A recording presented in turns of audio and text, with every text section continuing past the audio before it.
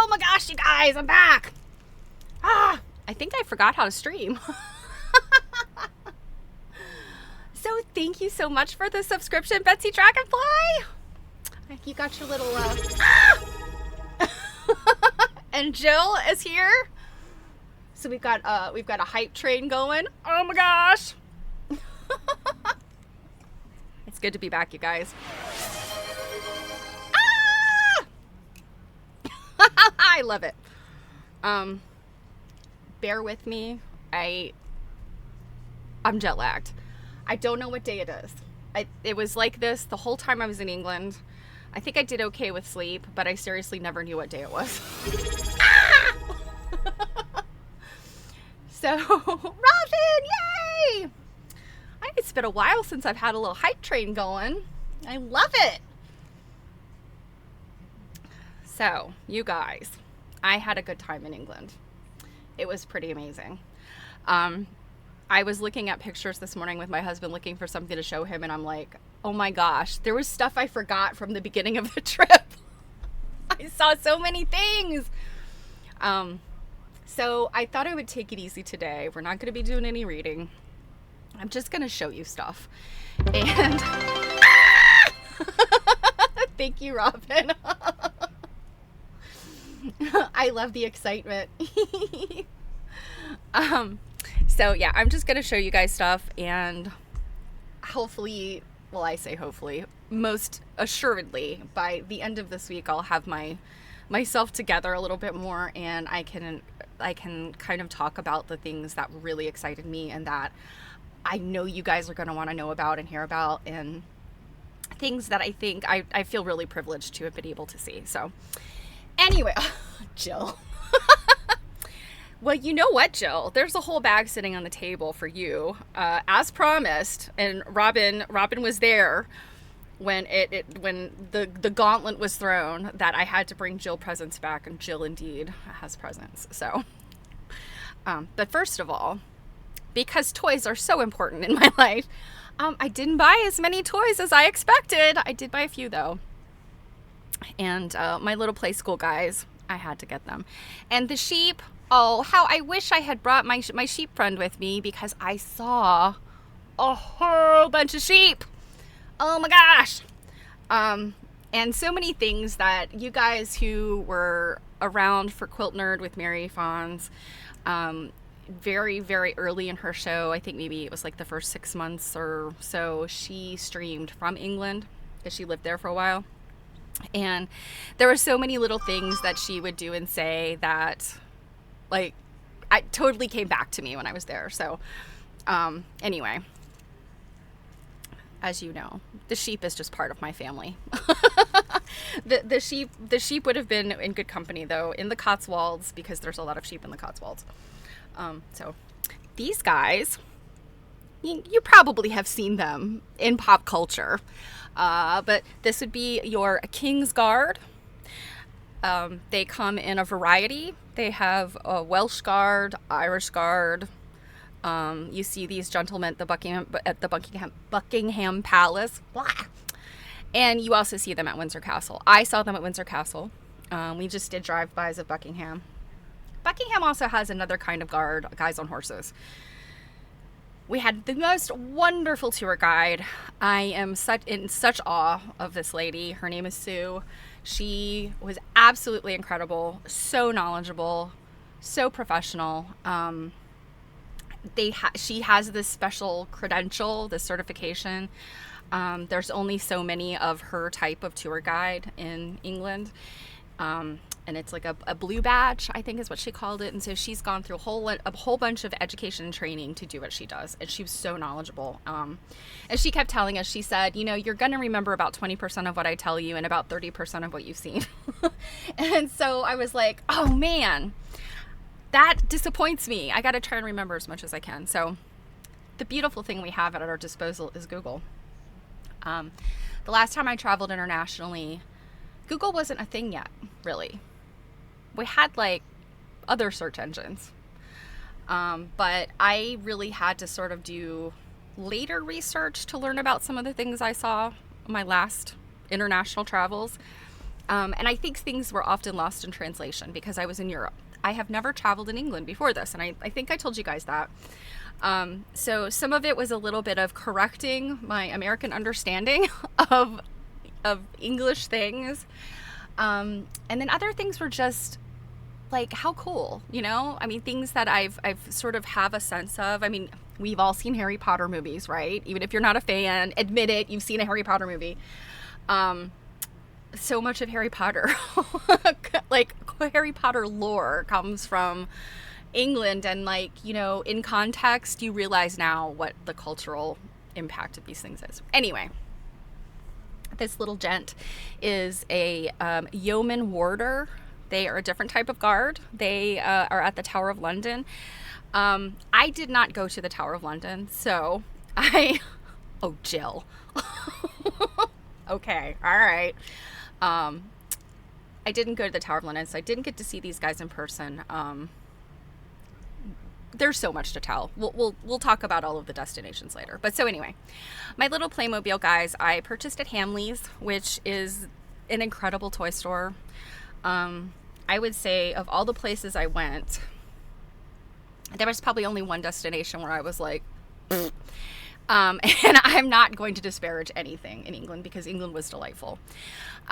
Like I said, there were a few things that were surprises to me, a few things where I was kind of like, this is how they do things here. That's weird. But for the most part, I can't think of anything that was terrible about my trip. You know, there was a lot packed in. There was a lot of things that I kind of was just like, I can't fit any more into my head. I have to kind of just like, but I think it was a really, really wonderful trip. And it was one of those once in a lifetime things.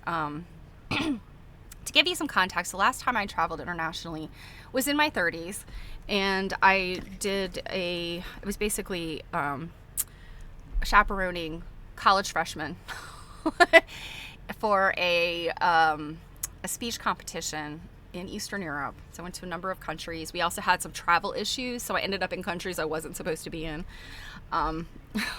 So that was a very different experience. I was in my 30s. I am now in my 50s. Traveling is different. We'll eventually get to all those things. I told Jill when I called her, God, I don't even know it's Monday. I know that much. I called Jill yesterday. I got back very, very late Saturday night. I called Jill yesterday to catch up on a couple of things. Cause you know, we do a stream. we have to be ready for that tomorrow. But I told her, like, I have so much, like, I have enough pictures and things I saw and things I want to research and things I want to tell everybody about, things I was amazed by, things I was surprised by, things I was excited about. I could probably talk about England till the end of the year. I won't do that. I'm not going to be one of those people who's like just in casual so when I was in England, but when you go on a trip and you like really are trying to make the most of it, and, with a particular like thing in mind, which to me was the textiles, there's a lot to see and a lot to pick up on and a lot to be excited about. So anyway, I'll quit rambling. Let me show you the goods. So first of all, my lovely fascinator. I did go to English Tea in Piccadilly Circus. There's a hotel there called the Dilly, and it's a fancy, nice hotel, but they have a tea room. And it's, there's so much about England that is kind of a tourist destination kind of thing. Like, and I try to, I think about like when people come to the US or, just to travel. We all, yes. Yes, Robin, I will. England and Dr. Dutton. They're in my zeitgeist now. You can't meet cake without hearing about England and Dr. Dutton. I dropped Dr. Dutton into conversation a lot in England, by the way. But anyway, I let me just show you stuff. So I have this heap. Some things I want to hold back because I got a few things to do with giveaways, possibly. Well, not possibly, for sure. There's definitely a couple things I got for giveaways. And then there's a couple of things that I told Jill, you know what? I bought these for me, but buyer's regret will really certainly hop in really soon. And I'll say, why did I buy this? This is wonderful, but I didn't need it. So there might be some good giveaways eventually. So anyway, my fascinator. We went to tea. And our dear friend who was the host of the tour, she is a lady that I've known for, probably 15 years. I briefly worked for her for a hot minute. She used to work for the company Sulky. For those of you that do any like machine embroidery, Sulky is very popular for machine embroidery threads. They also have other products, so you may be very familiar with them. But she worked for Sulky, and I took some Sulky classes with her, and then she hired me as an independent contractor for a quilting and sewing expo. So I've spent a lot of time with Diane, like in the past, and it's been a long time since I've seen her. And so and of course my mom also knows her, and so we were very excited that she put this tour together. And you know, I mean, you guys kind of have some idea again of how and why I went. But anyway, she very kindly brought us each a fascinator for our tea, because you know, you can have your pinky out while you sipping tea, but if you don't have a fascinator on, are you really having English tea? So hence my lovely fascinator. And you know, it looks like it's showing up as white on screen, but it's actually like a pale blue. So, and I think it's absolutely lovely. It's got a little rose. My mom's fascinator is pink and has like hers is not a rose, it's other little doodads. So very cute. I'll keep it on. You guys know I love a silly hat. All right. What do I want to show you? All right. I showed you my little play school guys. I bought my son, you know, my son loves Lego. I bought him the double-decker bus Lego set. And these are made specifically for Hamleys, the toy store. So Hamleys is in London. This is like 6 days into my trip. So I mean, there's no order or rhyme or reason of what I'm going to show you today, because again, my head is not together. Hamleys is like FAO Schwartz on steroids. London shops are super delightful in the sense that they bring back that sort of nostalgic feeling of, and you know, for younger people, it's probably something, if you're in the US and you're younger and maybe have not shopped in places like this is like a completely foreign concept. And I don't mean that in any kind of disparaging way, but if you've spent your life shopping at Target and Walmart, and you know, Toys R Us, shops like that, it's very different looking than shopping in places like Hamleys. But FAO Schwartz is probably, in New York, is probably the closest, like, what I would say, American version. So Hamleys has like 5 stories. And, you know, it's like, what do they have there? Well, let's see, what floor do you want? Floor 3, Barbie all the time. Floor 5, Legos. Basement floor, Harry Potter, alive and well. Everything, there's Harry Potter all over the place in England, especially in London. J.K. Rowling, you know, however you feel about her and her artistic output, Harry Potter is a huge aspect of England. They've got lots of little wizarding shops where you can go buy Harry Potter merchandise. You know, there's some things where I'm like, this isn't really Harry Potter, but I get that this is where Harry Potter comes from. You know, like these ideas in Harry Potter come from, like candies and sweets. I'm not going to say I love English food. We'll get to English food another day. But their candies and sweets game is on point. And I don't have as much of my candy to show you because I ate it. It was really good. So, oh, and that's the other thing that's on the 5th floor of Hamleys is the candy. So it was a crazy, delightful thing. I wish I could have spent more time there. Every single thing I went to, there was not enough time. That was my biggest complaint. 10 days is not enough time to see all the things. The country of England is about the size of Alabama, based on my research, which is not helpful to me because I've never been to Alabama. I've traveled to many southern states. Alabama just happens to not be one of them. But just based on like square mileage, etc., and maybe population density, I don't know. That's kind of what, when I looked it up, I was like, what U.S. state is England most like, and in terms of size, and it says Alabama. It really is only a few hours drive between things. I think you can probably drive from the top of England to the bottom of England in a day, maybe. Like if you started at the crack of dawn, by nighttime you could be at the bottom. It's not one of those things like I'm gonna go from New York to California and it's gonna take me a week of driving. It's certainly not like that. But anyway, all right, I'm all over the place. I know. I'm sorry, guys. My head will be together. I just need another day of sleep. Speaking of snacks, though, this is what I'm having for lunch is Walker's Crisps. And I think I mentioned Mary being in England back in the day. You often saw her eating crisps. And I got to tell you, their snack game is good. Walker's is like their version of Lay's, I guess. They have lots of regional chips and stuff too. But I bought a multi-pack bag of these because I really like them. They are cheese and onion. But don't think, like, in your mind, you're going to think, like, oh, Lay's sour cream and onion ruffles or whatever. No. These have a subtle flavor that is incomparable to anything we have in the U.S. I think about potato chips. I'm really picky about potato chips. And I don't usually eat stuff like Lay's because it's too salty, it's too greasy. You think, like, Doritos and Cheetos and things, like, they're just, like, the seasoning is too, like, meh. This is an artificial seasoning, certainly, I'm sure, but it is very subtle. And I very much enjoy these. So I probably am going to be one of those nerds that like starts to frequent the English aisle over at Wegmans because their snacks really are good. Anyway, moving right along. Let's see. My very first day in England was at the Birmingham Festival of Quilts, the International Festival of Quilts in Birmingham. Expo Center the size of a small town. I've never seen an expo center so big, and Festival of Quilts is huge and was only in a small part of it.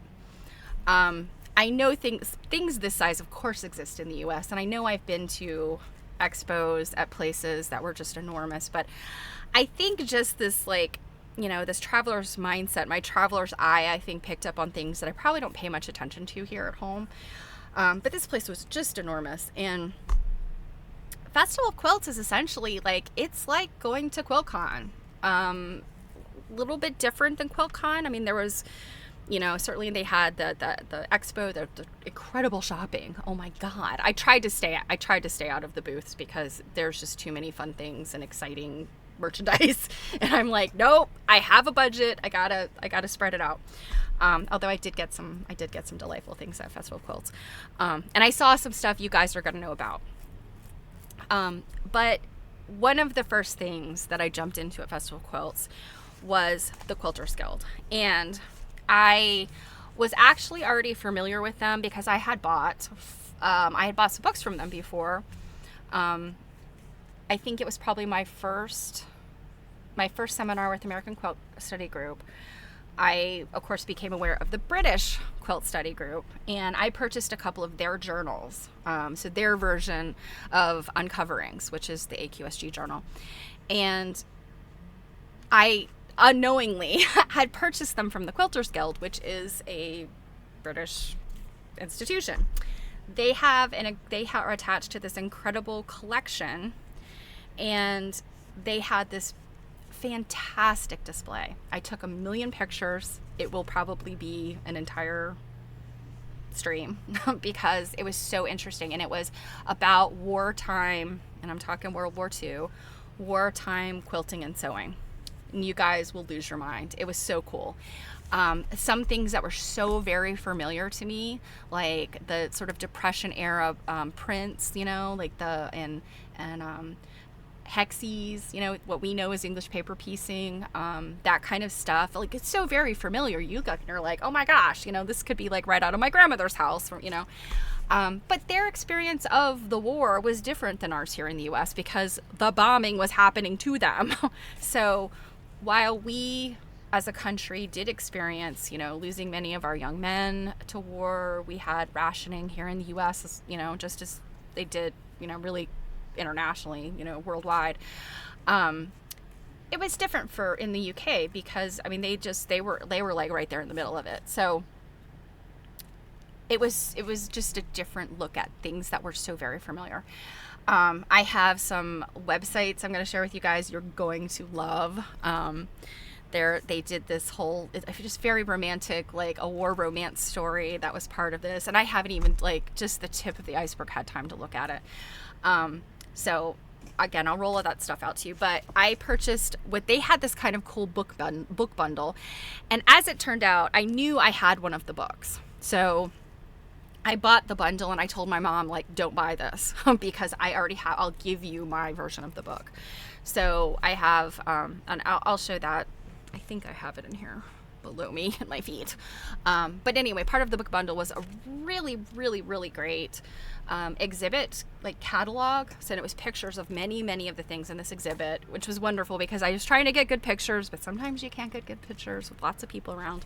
So exhibit catalog and this particular book about the building of this collection that they have, and a reprint of Make, Do, and Mend, which we know is a nice little catchphrase that we all love. Those of us that work with vintage fabrics and love this era, you know, learning about this era, we all love the Make, Do, and Mend attitude. So this was really cute.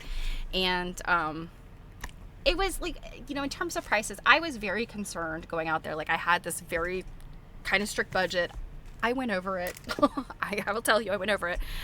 But I had been concerned, like, oh my gosh, I'm not going to be able to, like, bring back many interesting things because, you know, with the exchange rate and just the price of things, I was really pleasantly surprised. Now, I'm going to say the exchange rate's not great right now, you know, the dollar against British sterling, and I was doing a lot of calculations on my phone trying to figure out, like, okay, how much did this thing really cost me?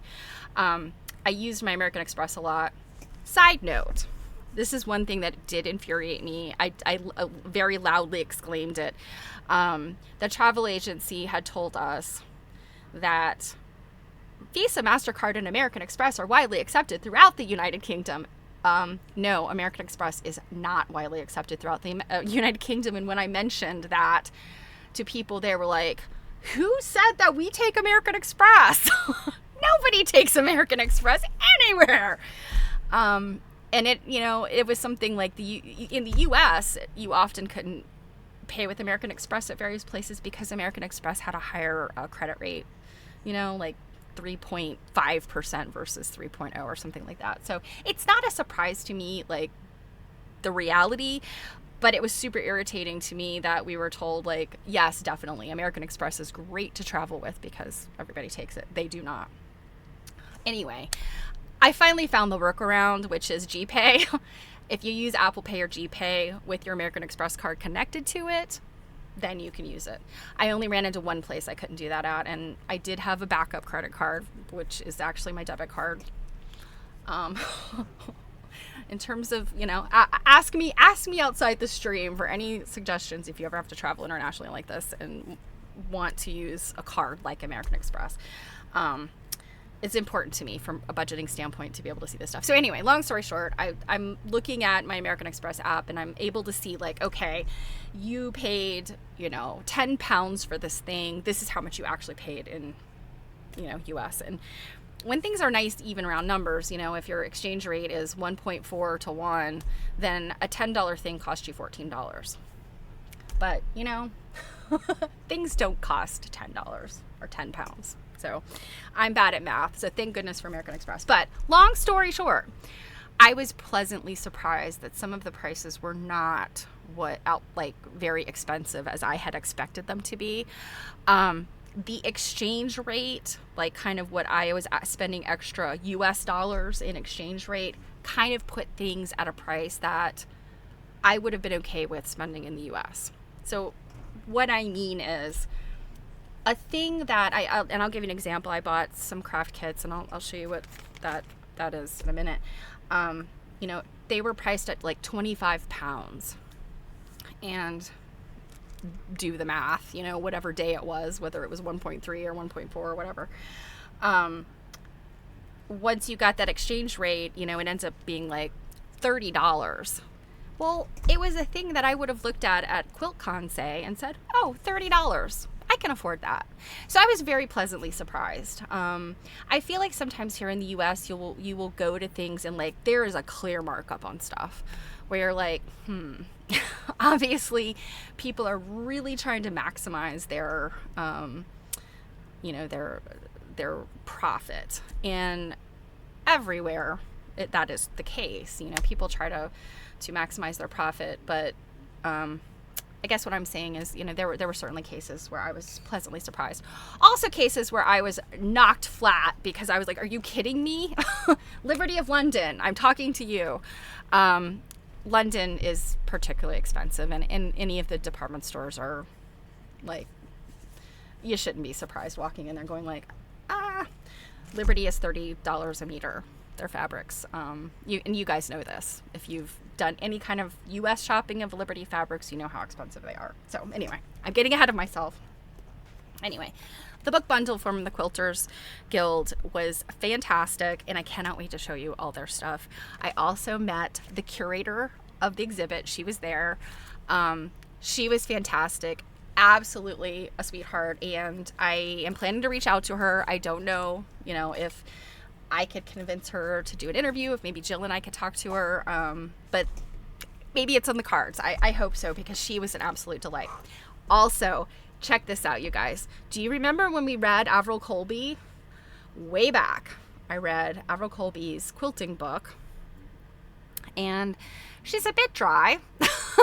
She talked a lot about the quilted padded uniforms that go under suits of armor and such, and that being the beginnings of quilting in the United Kingdom.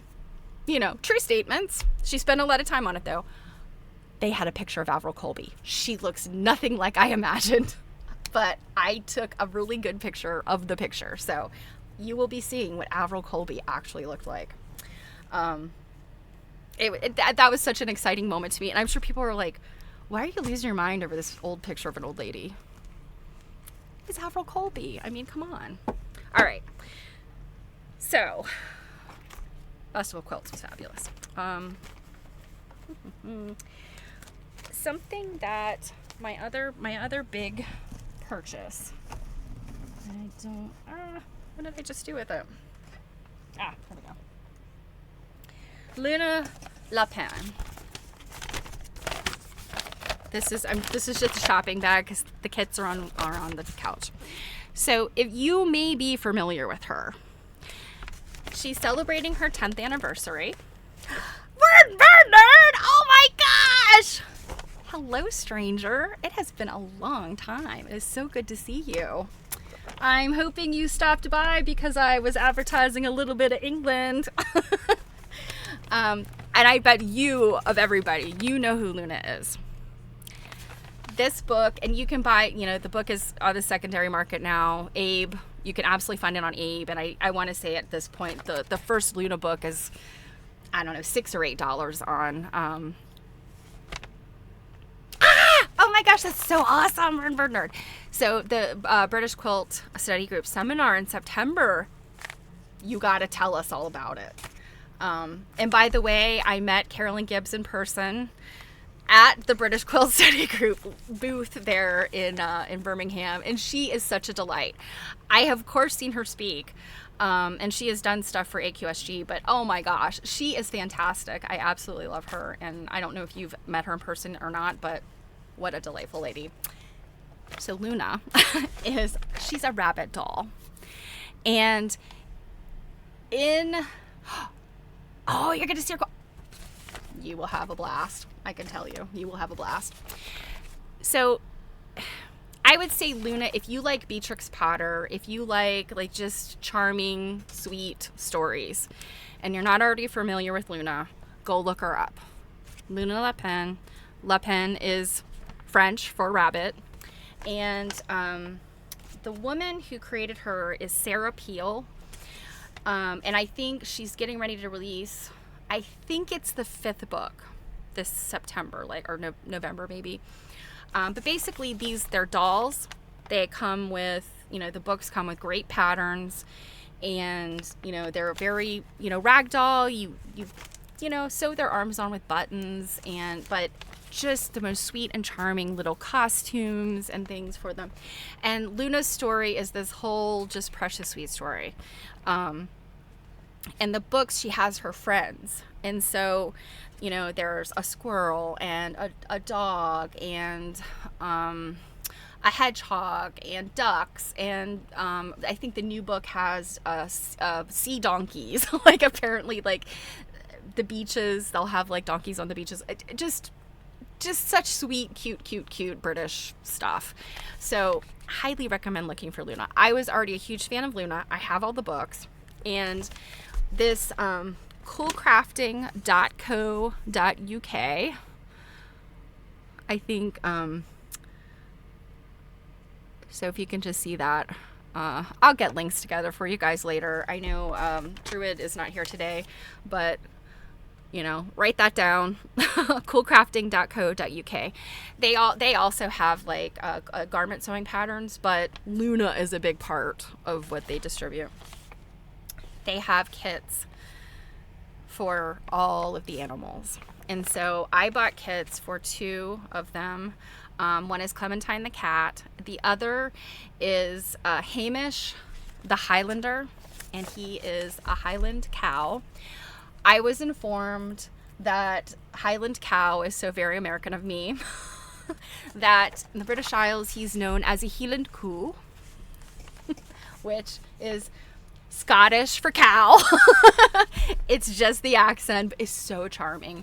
So I don't have them here at my desk because, like I said, I had them on the couch. I was just lovingly looking at them, my treasures this morning. So I think when I talk more about festival quilts, I'll show you guys this stuff, but check them out, seriously. If you're not already familiar with Luna and her whole little army of friends, very sweet. And how many of us actually have time to sew things? But for those of you that have grandkids, they are such precious things for grandkids to make, and they're pretty simple dolls. They're very ragdoll type dolls, and they're appropriate. There's obviously Luna, kind of the sweet little girl rabbit, but there's also the boy characters that I think are absolutely cute for boys. So Hamish being one of them. He's a Shakespearean actor. He has a costume. You make him a little kilt. Oh, it's so precious.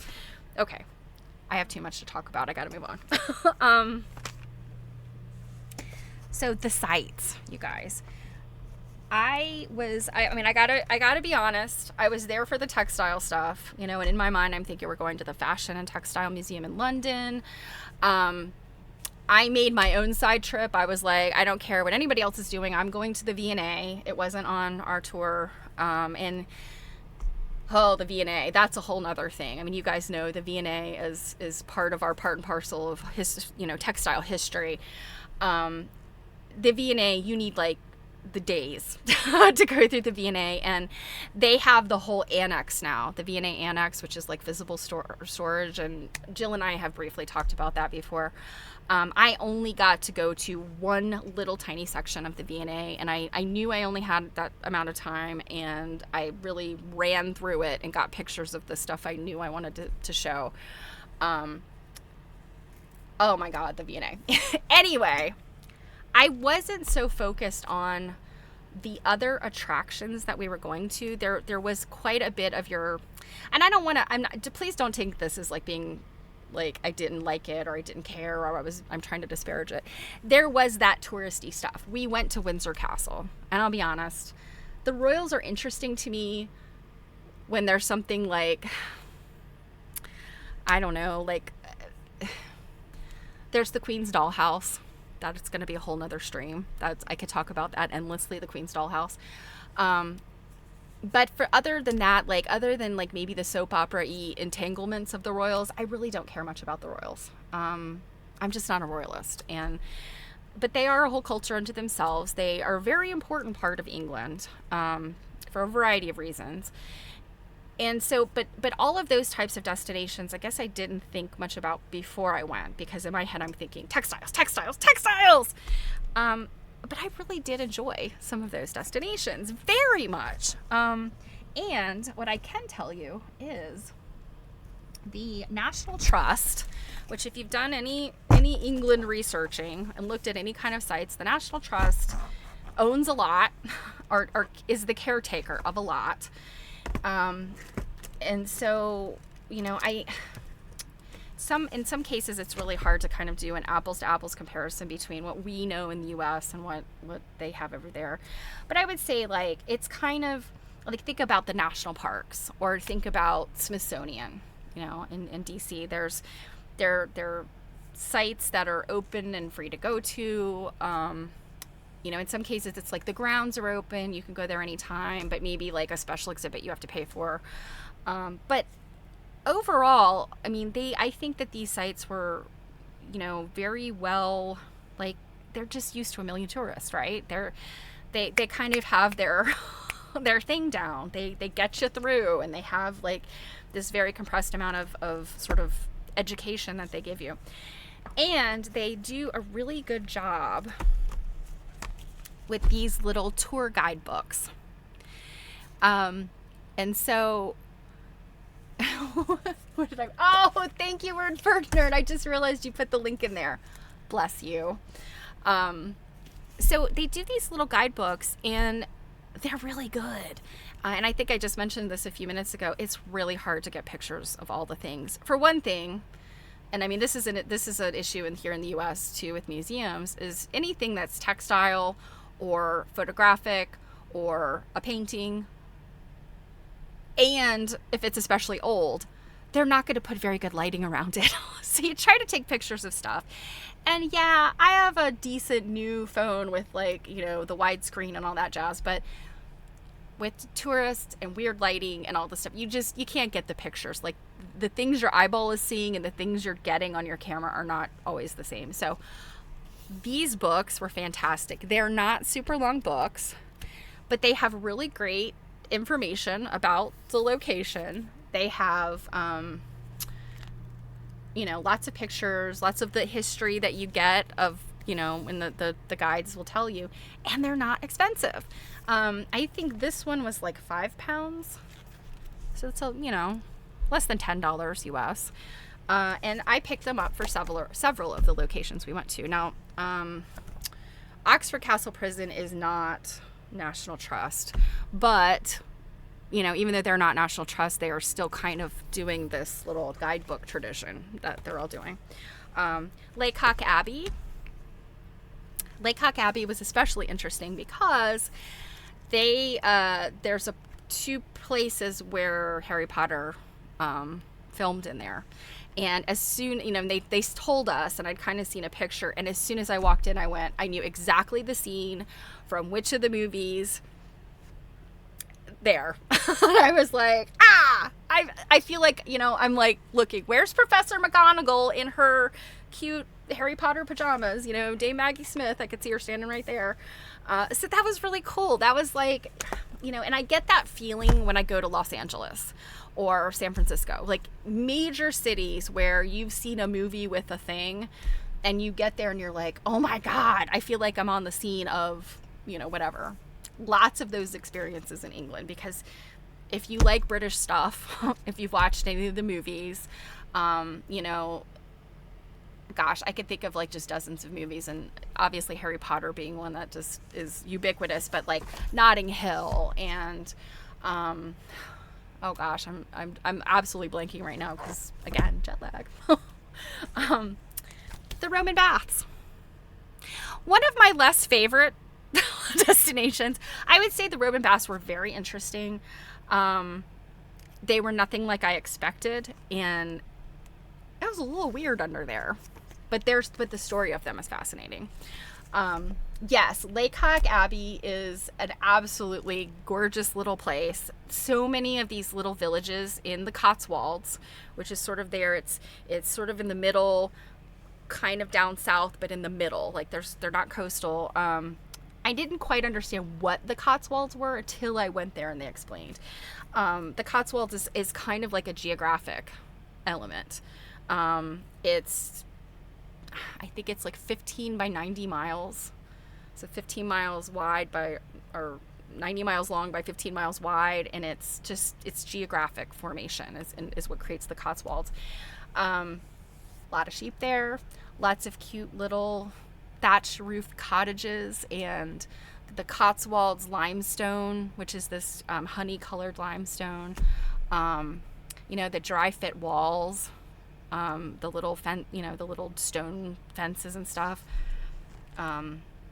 These are things that if you like English, if you're a Britophile and Anglophile, you've seen this stuff on movies. So it's kind of a weird sense of like, I'm in this place, but I've seen this before, so Lake Hawk Abbey, I did enjoy that. I thought that was really interesting. They had one of the people that had lived at Lake Hawk Abbey in the mid 1800s. He's like the father of British photography and like really kind of one of the first photographers. And he, had lived there and had lots of like photography stuff, so cameras and things. So they're all in this collection there, and they have this really wonderful museum that's all about the history of photography. And then they happen to have a photographic exhibit of this guy, Werner Burshoff, who I believe I think he's German. But this was like an upstairs gallery where they had, yes, it is spelled Lacock, yes, but it's pronounced Laycock. British pronunciations are sometimes surprising. But so Lake Hawk Abbey was a really interesting visit because there were so many facets to it. You had this history, like it's this old abbey, the cloisters of the abbey you could walk around, and it's got all of this like, it used to be an abbey, and then of course we know Henry VIII like changed everything in England, and that's where we get the Church of England, and the Catholics were ousted, and he closed all the abbeys and the monasteries. And so you've got all of this like really long history, predates U.S. history. And then you have this huge amount of like new history in the Victorian era. It's like layers and layers and layers of stuff there. So I think, I knew this stuff going in. It's not like it was surprising to me, but I think actually experiencing it, was interesting, just for lack of a better word. So I loved getting these little guides, and I have literally like flipped through them, but not read them in any detail. Like I said, it's just 10 days is a lot. And I don't regret it, but I also wish that I could have done like maybe 5 days and then had to come back home and had a break and then go back home go back there for another 5 days. I think 10 days straight was like really intense. And like I said at the top of the stream, I'm looking at my phone this morning to show my husband something, and I saw pictures of stuff from like day 2 of our trip, and I'm like, I had already forgotten these things. It's just cramming so much into your brain. So another fabulous guidebook is the V&A guidebook, and like I said, only able to get to the British wing, but I knew there were some lovely things there, and actually I think I just saw one of them. Oh no.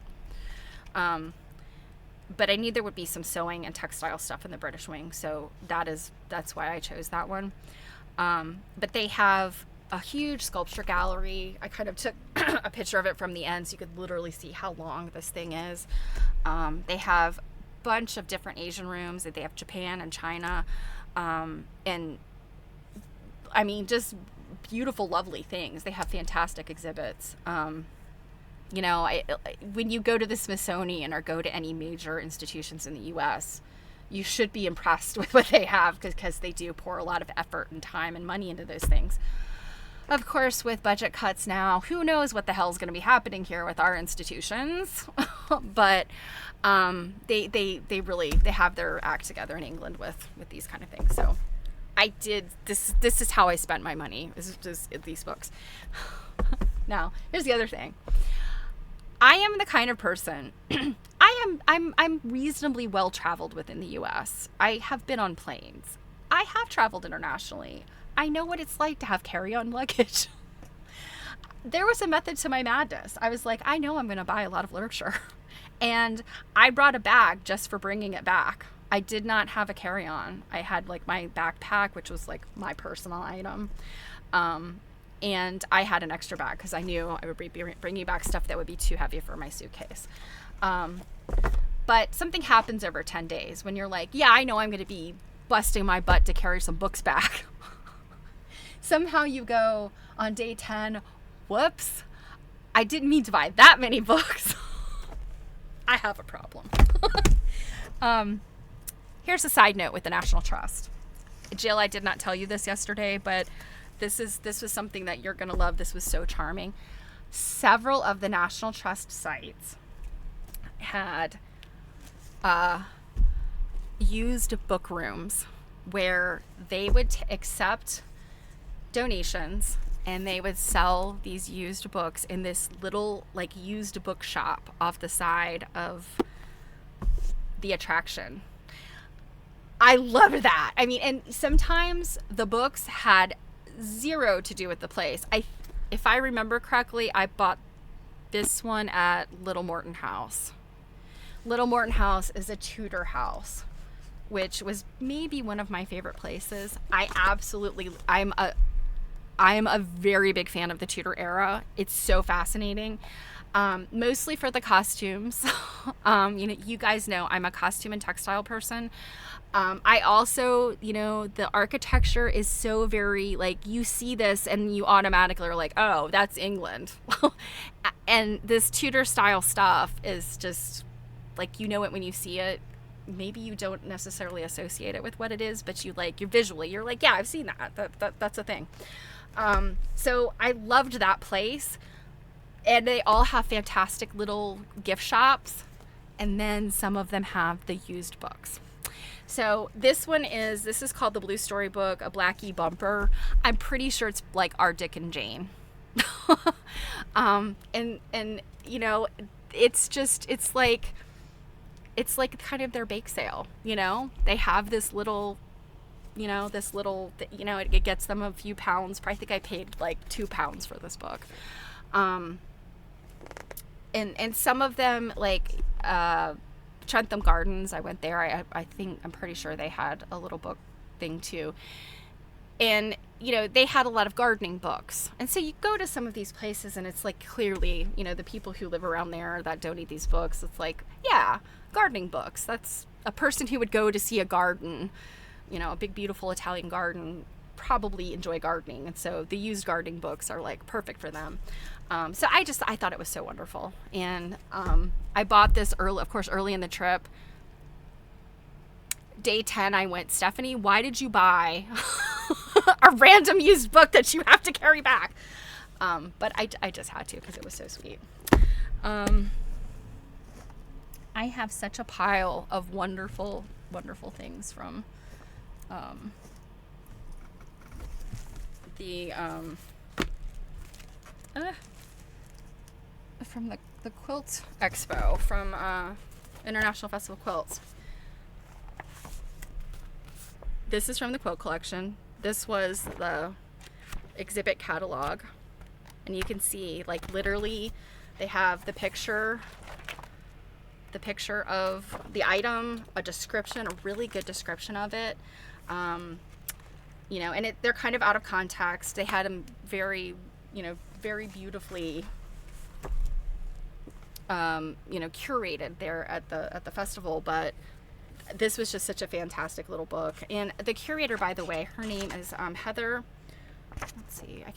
Heather Auden. So that was that one. And then this is the book I already had, but I rebought it so that my mom could have the other one. It's called 40, The Evolution of a Collection. And so this is about the quilt collection that is the Quilters Guild I don't know how really to describe it. I guess they're sort of like the caretakers of it. And Heather wrote this book. And so, like I said, I want to talk to her more, but this is fantastic. And they have some stuff that you would recognize. The 1718 silk patchwork. There's a whole book about this. So you might recognize this. In fact, I think the book is called the 1718 Patchwork Coverlet. And I think that there's some folks that, here in the States over the past few years that have done like sew longs to make this thing. I did not see that particular textile, but this is where it is. This is interesting. You had to buy their guide, their show guide, but it had a very good list of all of the vendors, and it also had really good information about all of the what did they call these, the like the textile galleries. I got to see several artists, some I already knew about, some I was introduced to there, who are incredible. A couple of names to throw out to you that I will be showing later. Jo Avery, she is a British quilter. Her stuff is fantastic. It's modern, it's fun, it's just really cool.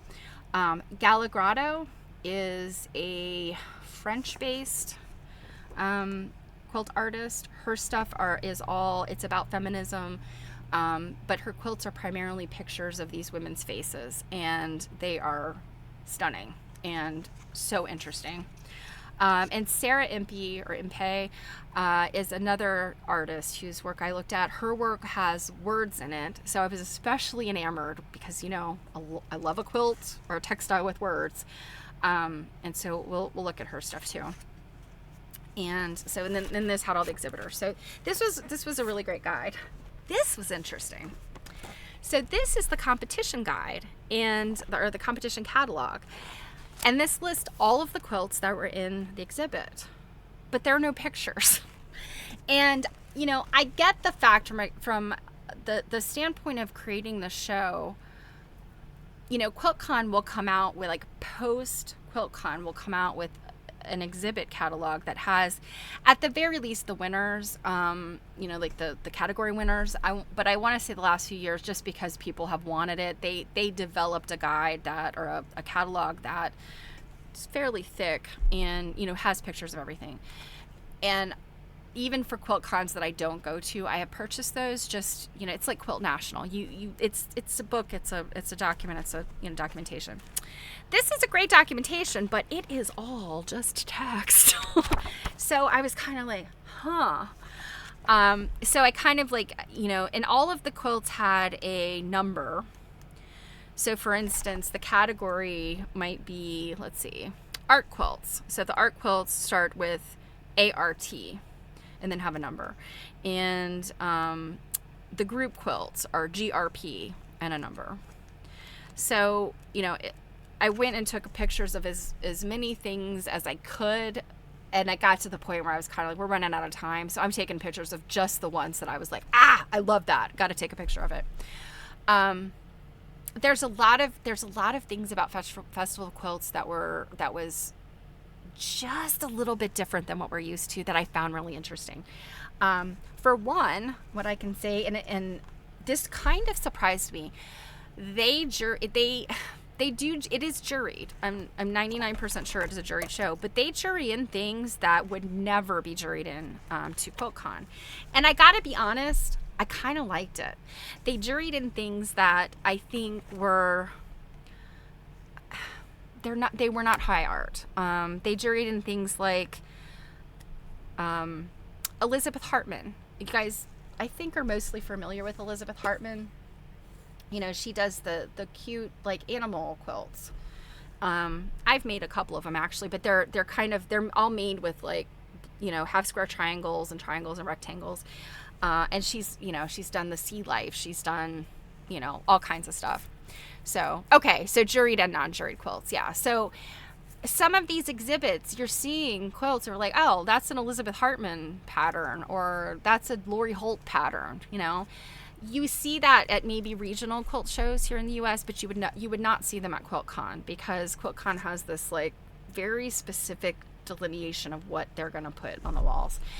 And Festival of Quilts had this like high art, like these are artists. These are the people that, they are household names in terms of modern quilting or art quilting or whatever. But then you also had these wonderful like community quilts. There's this one particular community quilt where I looked at it and I was like, well, the needlework on it looks very, very fine and very well executed. And I started looking at it and I'm like, oh my God, this is a community quilt that was made by, and the little placard talked about contributors from the like ages of 11 to 90. And it was about the guy who discovered that oxygen is a 2-molecule like, but the way that they expressed the idea of this guy in each of their little blocks was so fascinating, because some of them would like showed lungs, and some of them showed the actual like the chemical composition of oxygen molecules, and some of them were about that scientist, and I can't remember his name, but I have pictures of it. And I loved that kind of thing, and you're not necessarily going to see something like that at QuiltCon. But you would see it at a regional quilt show. So, I think the idea of kind of combining this idea of these, your regional guild, non-professional quilters, and showcasing their work alongside people that are in galleries and in some of them in museums, and some of these people have work that was commissioned by the IQM, and seeing them side by side, I think was exciting to me, and it made me feel good about Festival of Quilts in a way that I think sometimes, you guys know what some of my complaints about QuiltCon are, and the whole idea of like who gets in and who doesn't, sort of, I felt like there was like, and again, I'm a visitor to this, so I really don't know how, the people that are exhibited there at Festival of Quilts may feel, but I just felt like it was a little bit more, all-encompassing is maybe the nicer way to, like, the nicest way to say it. I don't know. I will show you the pictures. You guys will see. It was just very interesting. Okay, so what next?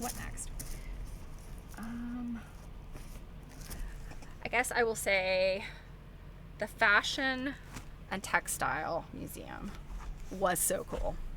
Small museum, and what I can say, so like I said, they crammed a lot into our schedule. The Fashion and Textile Museum, I'm trying to remember that day, and I don't have my itinerary in front of me, but I want to say that was the day we went there early in the day, and then the later in the day, I think, was Tower of London, which I did not go to. I wanted to stay at the museum longer. I was like, they did not give us enough time at this museum. Come on, you guys. I prioritized textile things over like some of the touristy stuff. So I asked our tour guide about this first. I said, is it okay? And of course it's okay. It's my trip. I can do what I want. But I had asked her, I was like, does it make sense for my mom and I to stay at the textile museum, the Fashion and Textile Museum, where everybody else goes to the Tower of London? Because my mom has she has mobility issues, and, going in, we knew that there might be some things that would be a little tough and she might have to sit out. And, this was like midway through the trip, and, I kind of was like, I think maybe we better skip that. And my mom's like, I don't think I can do that. So I said, can we just stay at this Fashion and Textile Museum, and then later on, like, we'll Uber to the next thing and meet back up with everybody. And so our tour guide said, of course, certainly. But she said, you know what, make your decision once you're there. It's a very small museum. Like, they literally have one exhibit, and like, that's it. They don't, it seems like they don't have like really a collection there necessarily. Like a permanent collection. So I was like, all right, well, okay. As soon as I get there, of course, I'm like taking pictures and looking at things and like investigating things, and like, they had the downstairs part of it, they had the upstairs part, and then they had the gift shop. Museum gift shops are like the best place in the world. I hadn't even got upstairs and they were leaving. And I was like, I've made my decision. You guys are ready to go. I am not. So, yeah, I literally made 2.5 or more hours out of one museum exhibit. And I was really, really excited because it was kind of a like global textiles. And it was really interesting how they put it together. Like the curator there, you know, just the way that they curated this show. And, you know, and it's not from the perspective of like, oh, how they did it in England versus how they do it here. It's just, I love how museums choose to curate stuff like this. So there were textiles, a lot of textiles were from the US. They were things that were borrowed from University of California, I think, Davis. The names of the people that they were borrowed from, I recognized. I needed to do a little research to make sure that they're who I think they are.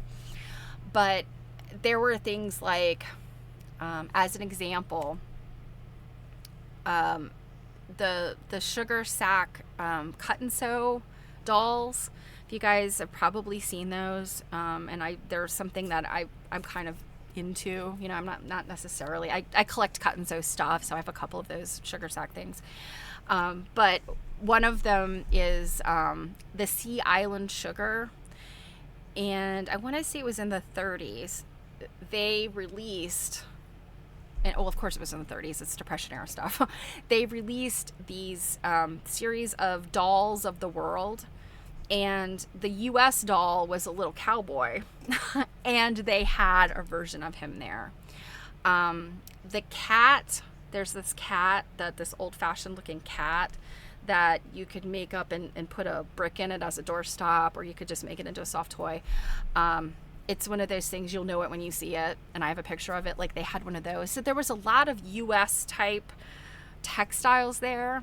You know, there's a lot of the, you know, y'all were growing the cotton and we were making the stuff and exporting and importing and all of that kind of history. And so it was really interesting to see how that was curated. They also had a whole bunch of clothing and just different types of you know, weaving and just global international stuff. So I can probably spend 2 hours on that, you guys. So you have to bear with me in my content. Okay. Cotswold Woolen Weavers. I was ready to cry when we left there because I did not get to spend the time I wanted. That place was so freaking cool. They had a little teeny tiny museum, which is literally the size of my living room. And you guys know I bitch about how small my house is all the time. So you know, postage stamp sized room. Oh, but it was so cool. I was like just taking pictures all over. They had all of these wonderful things there. And one of which was these little booklets, more books, on different things pertaining to wool. So we're in sheep country, and on the sheep's back, the rise and fall of English wool. Just fascinating. This one is a study of the wool trade in 15th century England. I mean, this is just wonderful stuff. The Whitney and the point blanket. So this is something that pertains to early trade here in the U.S. You know, the Native American, these trade blankets. And this kind of explains the history of those coming from this place in the Cotswolds, Whitney. The little museum, the Cotswold Woolen Weavers, is, they have the museum aspect of it. They have a whole lot of equipment there, like sort of early 20th century factory looms and stuff. They have the really old timey, like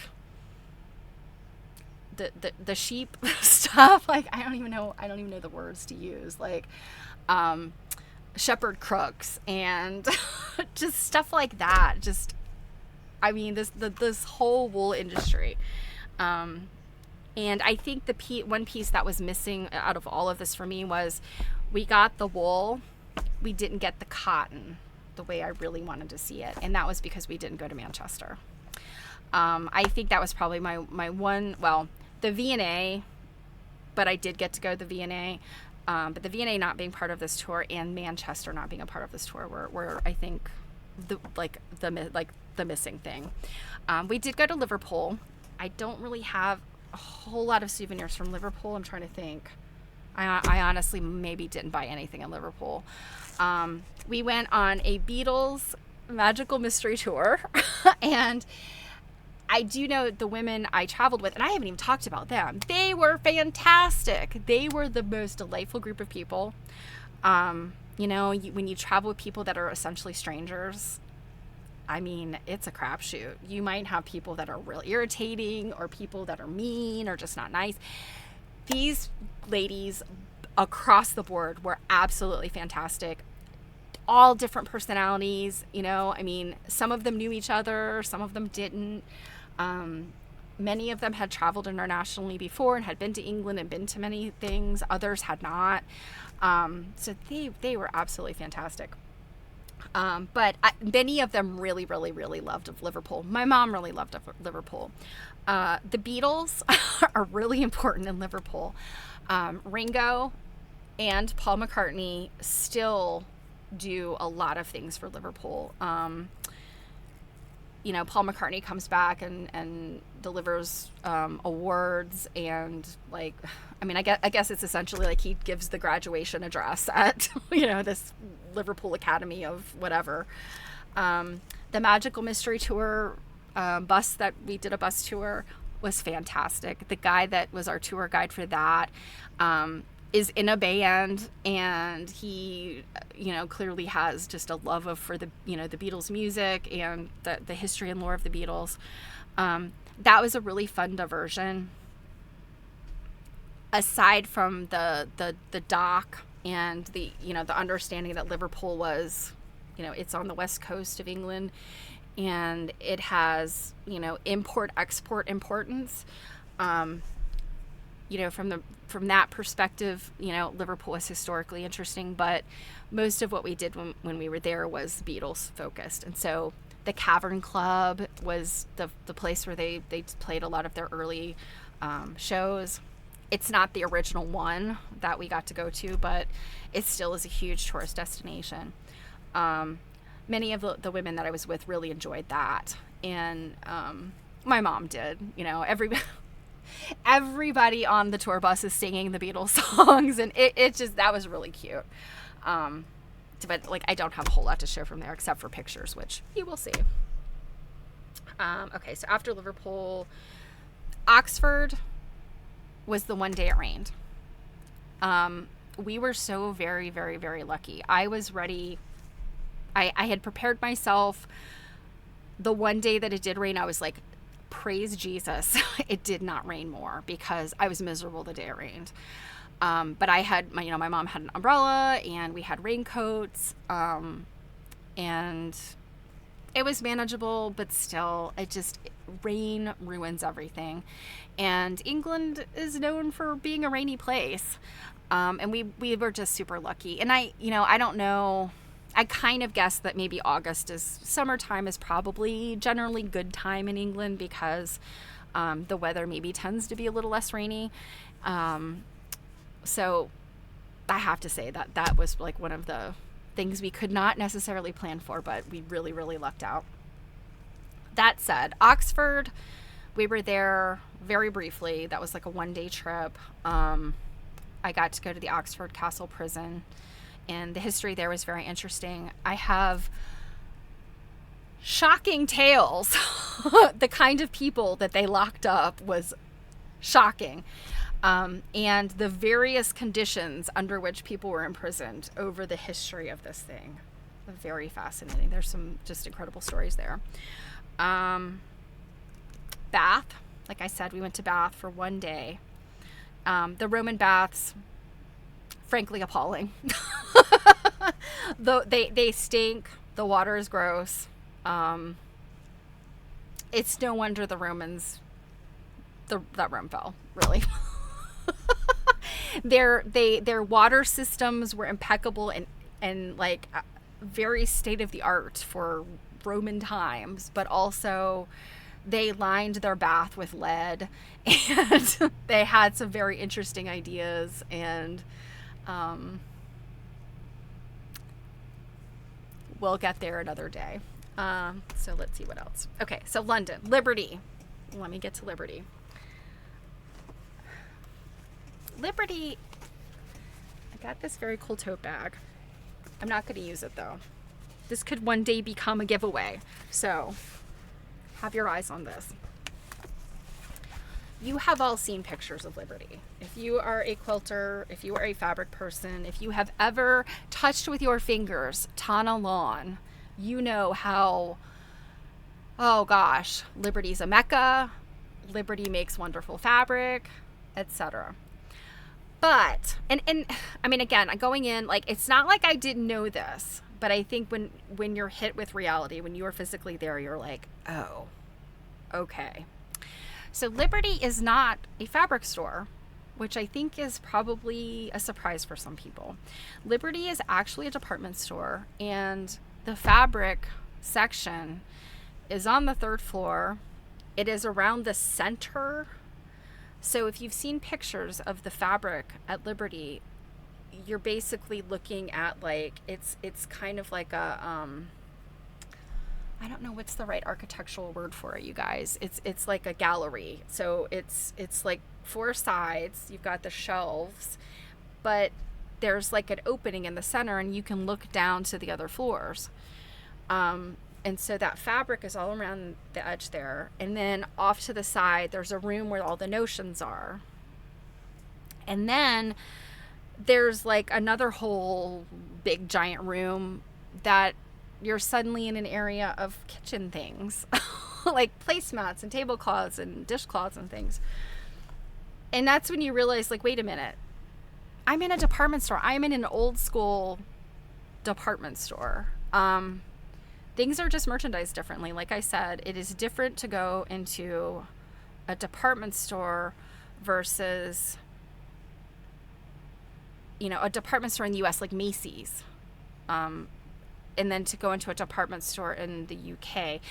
Back in the day, our department stores, so JCPenney's, Sears, all of those, they used to have a fabric department. They don't anymore, because we ended up getting things like Joann and House of Fine Fabrics and separate fabric places. But Liberty has maintained itself as this giant department store. The bottom level of Liberty has candy and tea and cookies and things. And then you've got the whole makeup and spa stuff. So fragrance and makeup and, you know, makeup like you would expect, you know, high-end things, stuff that you recognize, but it's in this interesting perspective. Actually, you know, we're in Bernard, maybe it changes, but one whole side was Tana lawn, one whole side was silk, and the quilting cottons were a very small portion. So I don't know, there might be times maybe when they're really pushing the quilting cottons. Yeah, Christmas shop, never made it. I never made it to any top floors of anything, except for Hamley's. I did go to the top floor of Hamley's because that's where the Legos are. So yeah, this, you know, and I think about New York department stores, New York City department stores, you know, again, you're talking about like Gimbels and, why am I blanking on New York department stores? But they're all fashion, they're all clothing.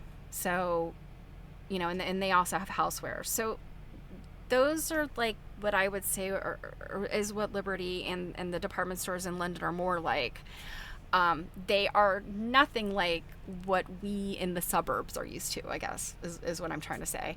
You know, if you're mostly have shopped at places like Walmart and Target and, you know, big box stores, you know, I think about like Home Depot, and there's not as much of that in England.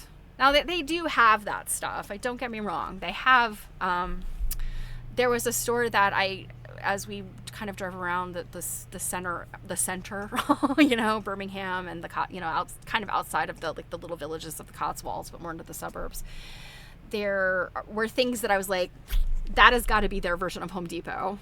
You know, and there are the freestanding grocery stores that, you know, Tesco, Sainsbury's, you're like, okay, I recognize those. They're Boots, that's their Walgreens. You know, there's definitely things that are very like apples to apples.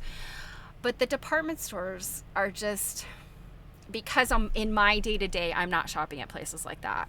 I have certainly been to places like that in New York and San Francisco and, you know, Chicago, but they're not places that are like day-to-day shopping for us. So I think that's just, when I went to Liberty, I was like, this is just, it was, I'm not trying to disparage Liberty, but really it was not as exciting as I expected it to be.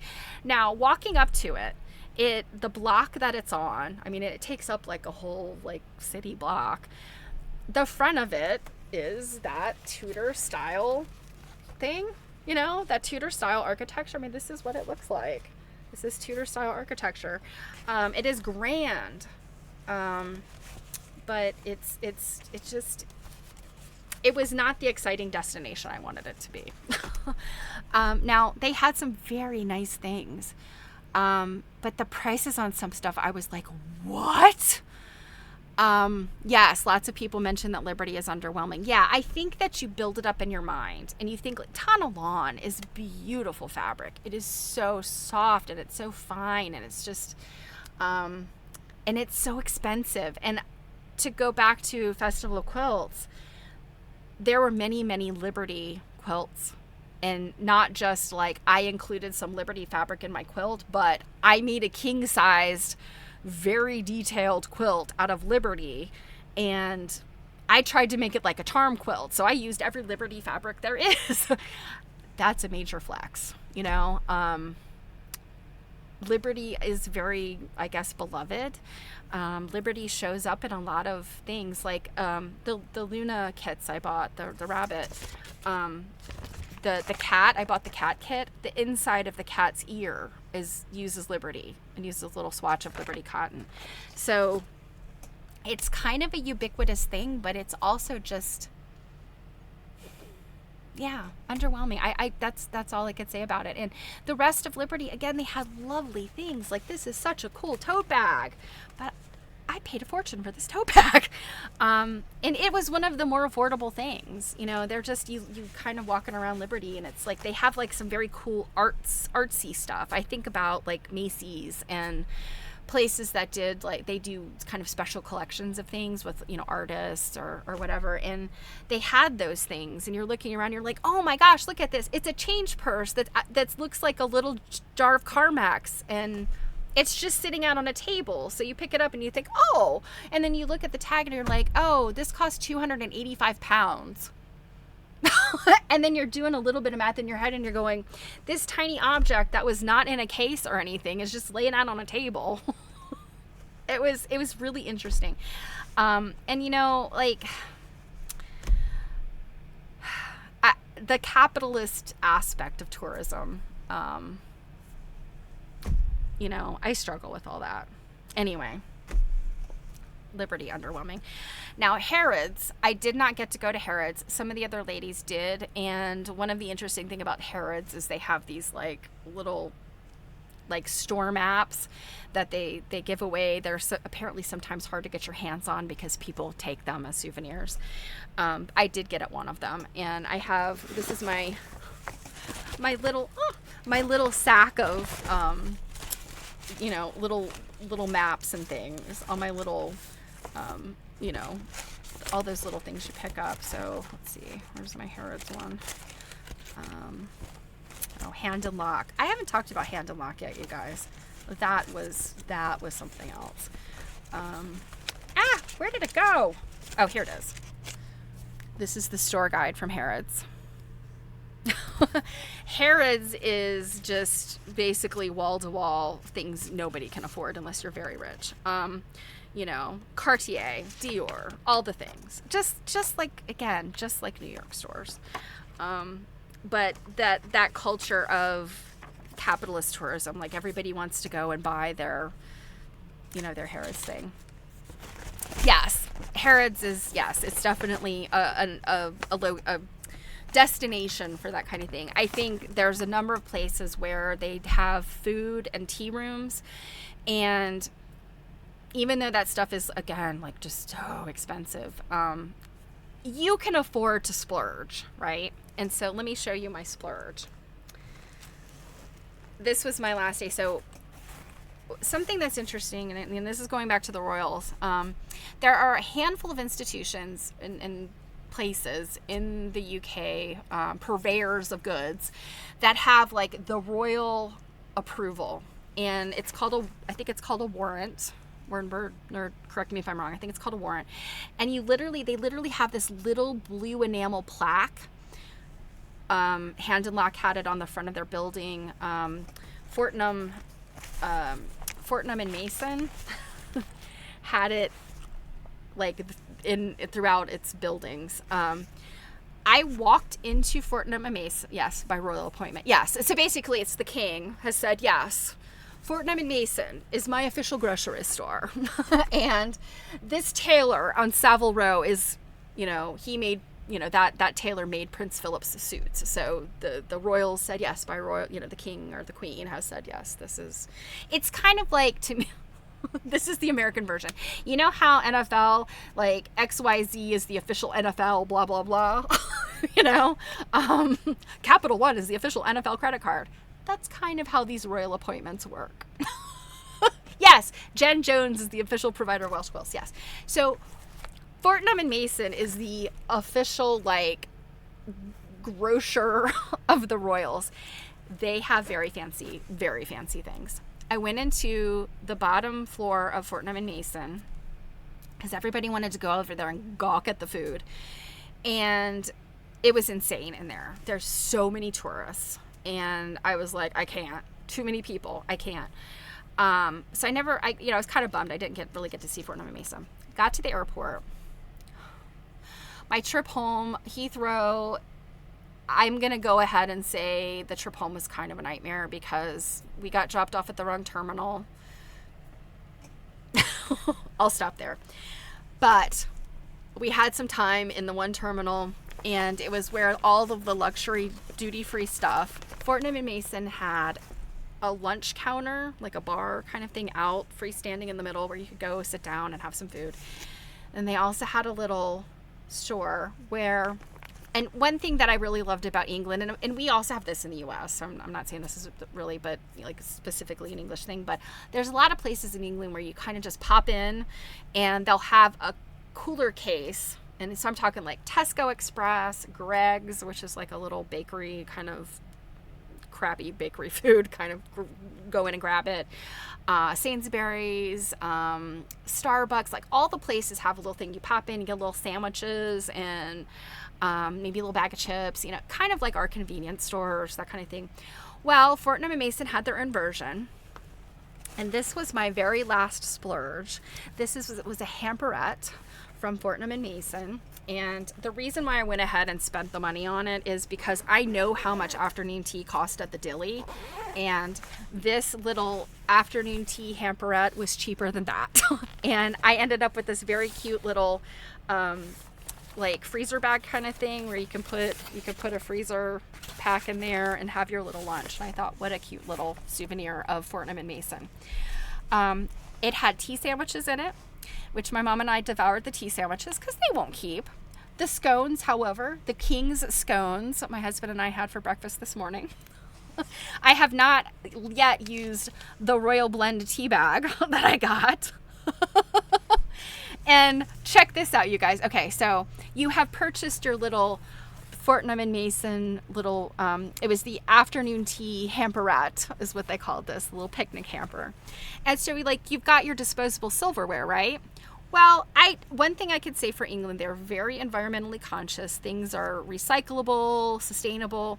So American Airlines, I have for several flights on American Airlines in both the US and going over there, the bamboo,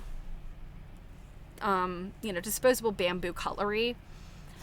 Well, Fortnum and Mason's bamboo cutlery is stuff that you could wash and use in your kitchen. Like, this is not disposable. This is the kind of stuff that I'm like, I could use these things as cute kitchen implements. Like, I would use this. This is like a straight up wooden spoon. This is not some junky, like, recyclable crap cutlery. But this is what they give you. I'm like, this is the sustainable version. I could literally picture getting this thing in another time when they maybe gave you actual silverware. I don't know. I just was like, and I told my mother, I was like, don't you dare use that. Don't you dare put this in clotted cream and have it get dirty. I want to take this home. Yes, disposable wooden sporks. Yes, they are not great. But these, oh, they're silky smooth. Like, what? I just thought this was so great. And, you know, and the napkin it is a paper napkin, but it's definitely got a silky feel about it. It's premium stuff. So that was my little airport duty-free splurge. Afternoon tea at the Dilly. Delicious little tea sandwiches. I've got pictures of all that. The King's tea sandwiches, also pretty darn good. I have to say, I had a lot of smoked salmon. And every place we went to wanted to serve us salmon. Now, smoked salmon is part of your tea sandwiches. I expected that. I did not expect the amount of gravlax that they were pushing. We went on this dinner cruise, which was the one thing I really did not like. Oh yeah, there was cucumber sandwiches too. There was many sandwiches. They had a smoked salmon with a salad kind of thing. The very first hotel we stayed at, the dinner starter was a smoked salmon on little toast point kind of thing. They love the smoked salmon over there. The tea sandwiches, so at the Dilly, the tea sandwiches were cucumber and cream cheese, kind of like, I think, a ubiquitous type of tea sandwich. Some little ham thing. The salmon one, and now I'm totally blanking on what the third one was. Oh, beets and feta. It's a very, very thinly sliced beets with like some kind of feta spread. Absolutely delicious. Different kinds of breads, like, you know, there's your hearty white bread, English country white bread, and then your brown bread, but, you know, kind of more like not brown, but like a wheat bread. Very tasty. Now the sweets, the little chocolatey sweets things, that they were very rich. But so the King's tea sandwiches were cucumber and mint with like a cream cheese thing, but I don't think it was cream cheese. I think it was like some fancy cheese. The smoked salmon and some other type of cream cheese. Coronation chicken. Now, we all know Coronation chicken over here. If you've ever had a curry chicken salad sandwich, you've had Coronation chicken. That's basically what it is. So delicious. I'm not a huge giant curry fan. Like, I'm not necessarily like out there seeking curries. I had no curry when I was there because it's one of those things, like, I have an accepting palate. I like to taste things. Sometimes my stomach does not agree.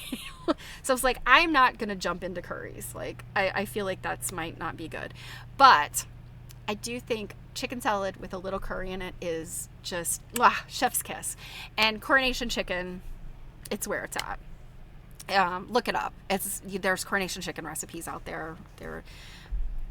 It can be made a bunch of different ways. It was the where it got its, like, where it came from is, it was Queen Elizabeth II's coronation luncheon featured this Coronation chicken, and that's where it came from. So that I like. I do have to say, as far as food in England, the sweets were fabulous. Desserts were all over the place. There was desserts that I think were way too rich and sweet and like too much.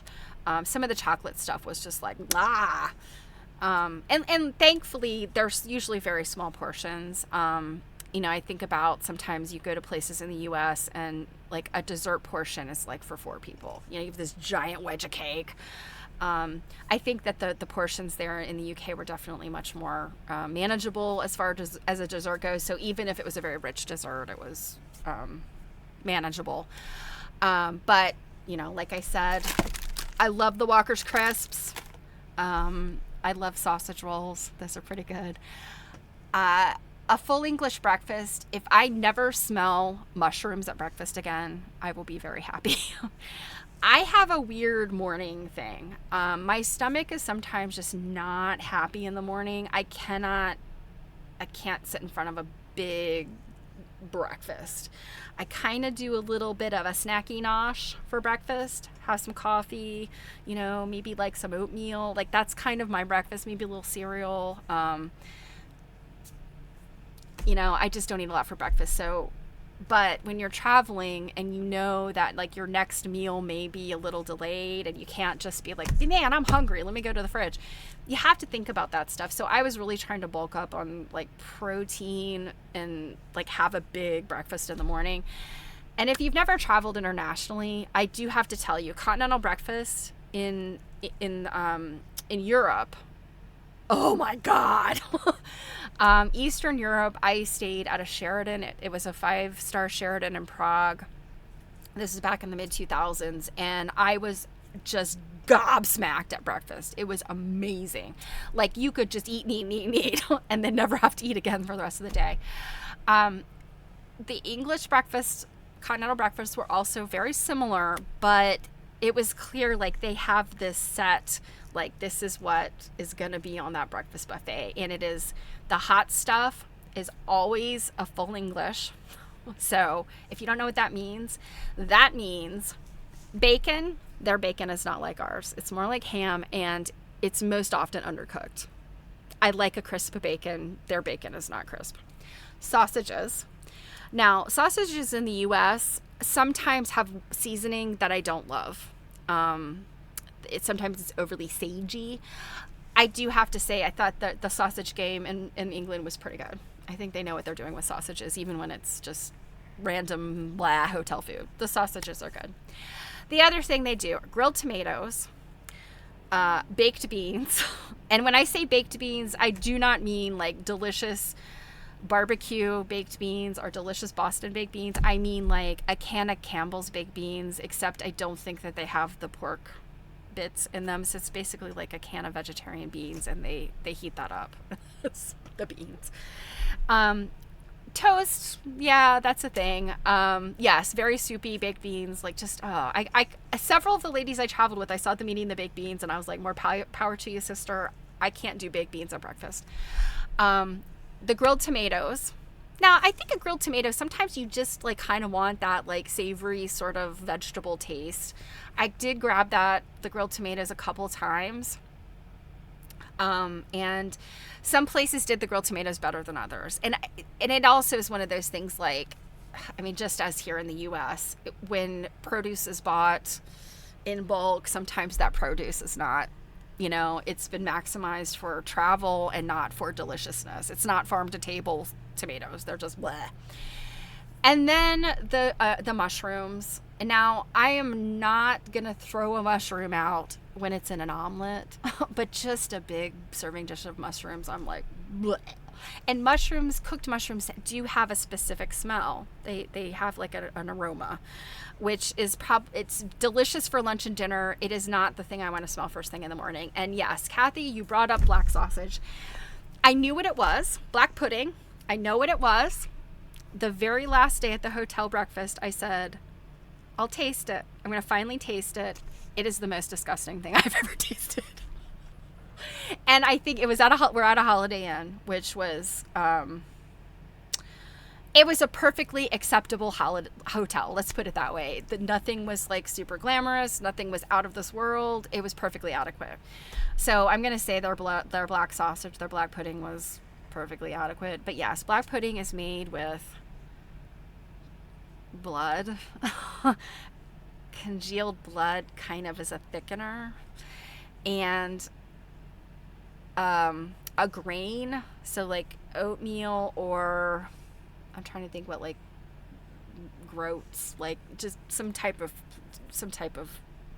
grain, and then maybe like some onion and stuff, and they bind it all together into like a sausagey thing, and then they slice it and then they grill it. And it looks disgusting. It doesn't have much of a smell, at least what I encountered. It's not like you pick it up and we're like, ah, you know. But the taste of it was just, I mean, metallic because of the animal blood. Like, it's usually pork blood, I think, but it can also be beef. So yes, I am revolting. Yes, thank you, Marianne. Revolting. You know, acquired taste, and you know, I'm not disparaging anybody. We have some nasty crap here in the U.S. too. I mean, Scrapple. We do Scrapple. Scrapple's disgusting. Scrapple it doesn't have blood in it, but it's got all the other leftovers. So yeah, Scrapple also revolting. So yeah, that was the one thing I was like, ugh. But I will say they always had yogurt. They always had fruit. They always had little pastries, you know, like a little pan chocolates, you know, the little croissant with the chocolates in them. The little pastries with swirl pastries with raisins. Usually your full complement of juices. Trying to think what else. Oh, eggs, fried eggs. They do fried eggs very well. I have never seen fried eggs in the U.S. on a breakfast buffet. You usually have to order that. Tea, yes, of course. I'm sorry, we're in Bernard. Okay, your only taste with blood pudding was with a relative in Ireland. So that's the thing. I would imagine that any kind of home-cooked versions of some of these things may not be as like, ugh. But when you scale it up to the industrial scale that you have to for, like, some of these hotels were very large. So you've got a lot of people, a lot of tourists having breakfast. It takes away the deliciousness of it. So yeah, I certainly think that it's probably maybe more palatable in a situation like that. And yes, of course, tea is everywhere. But their coffee game was not bad either. They had these wonderful coffee machines, these kind of almost like an industrial Keurig. You know, you put your cup under there and you're like, yes, I'll have an Americano or mocha. I love a mocha. They had mochas. You know, I'll have a flat white. So like any of the kind of stuff that you would go buy at Starbucks, you would recognize in those machines. So yeah, that was pretty nice. But I really struggled with the breakfast. But the fried eggs, so they had like somebody just constantly coming out with the pans of fried eggs, and it seemed like they kind of, the serving trays would have like maybe like a slick of like olive oil or something on them. And however it is that they're cooking the eggs, where they're cooking them, they've just got kind of like a nice little bit of oil on them, so they're not stuck to anything, but they're perfectly cooked if you like a jammy egg, they're perfectly cooked. So that was aces. I really like that. They don't use salt on anything. They don't season stuff. And I think I going in, I knew this. I think we're very lucky here in the U.S. We have food that has, regionally foods with a lot of delicious seasoning. And of course, I'm a Southern girl. I grew up, yes, we put too much salt in stuff.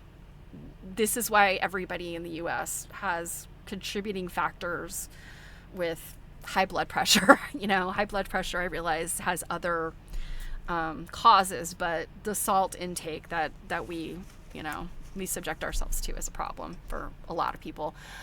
But on the flip side of it, it's really hard to eat stuff without salt. It just doesn't taste as good. Salt, fat, and sugar, there's a reason why they make food taste really good. Salt is not hard to come by, Yes, also, you're absolutely right, Marianne. Salt is an iodine source. But I would say if you eat any processed food, you are getting way more sodium than you need. I think that, I think about some of the regional cuisine here in the U.S. and depending on how much you've traveled around the U.S., like if you've been to Louisiana, like, oh my gosh, all of the food and the flavor of New Orleans. I think, I have traveled a lot particularly the border of the United States, like border states, and I have traveled a little bit in the Midwest, but I feel like I'm lucky. I have traveled to places like, Texas and Southern California, which have fantastic Mexican food, and Louisiana has, their stuff, and I mean, even places like Florida have, they have conch fritters down there in southern Florida. They're just really delicious cuisine, and that game is just, that game is not good in England. Candy shop, fantastic. Dinner plate, not so much. And here's a couple of things that absolutely shocked me. I had no idea. And when of course, coming back, I told my son this, and he's like, yeah, I knew that. Okay, well, you should have told me. I am not a rare meat person, so don't get me wrong, but I think that a medium or medium well hamburger is just right. A little warm pink in the center keeps the burger juicy. That's my opinion about burgers. Fight me if you want. I know people that, like my grandmother, if it wasn't a hockey puck, it was not cooked. But I have learned in my adulthood that a properly cooked, well-cooked steak or hamburger, it just tastes its best when it is properly seasoned and it has that little bit of pink in it. That is my opinion. They do not cook burgers any way but well done in the UK. And if you joke around with a waiter about like, ha ha ha, just tell the chef they don't have to like flip it or something, they will look at you like you are crazy. And the way this waiter responded to me, you would have thought I was in line at TSA and was talking about bombs. Like, he was like, oh, ma'am, no, we don't joke about that. I was like, sorry. I never got a satisfactory answer as to why. And my guess and what kind of the consensus of my travel group is that it has to do with lawsuits. It has to do with beef-borne illness. And I think they went through that mad cow thing there in England back in the early 2000s. And so I think that's maybe an aspect of it.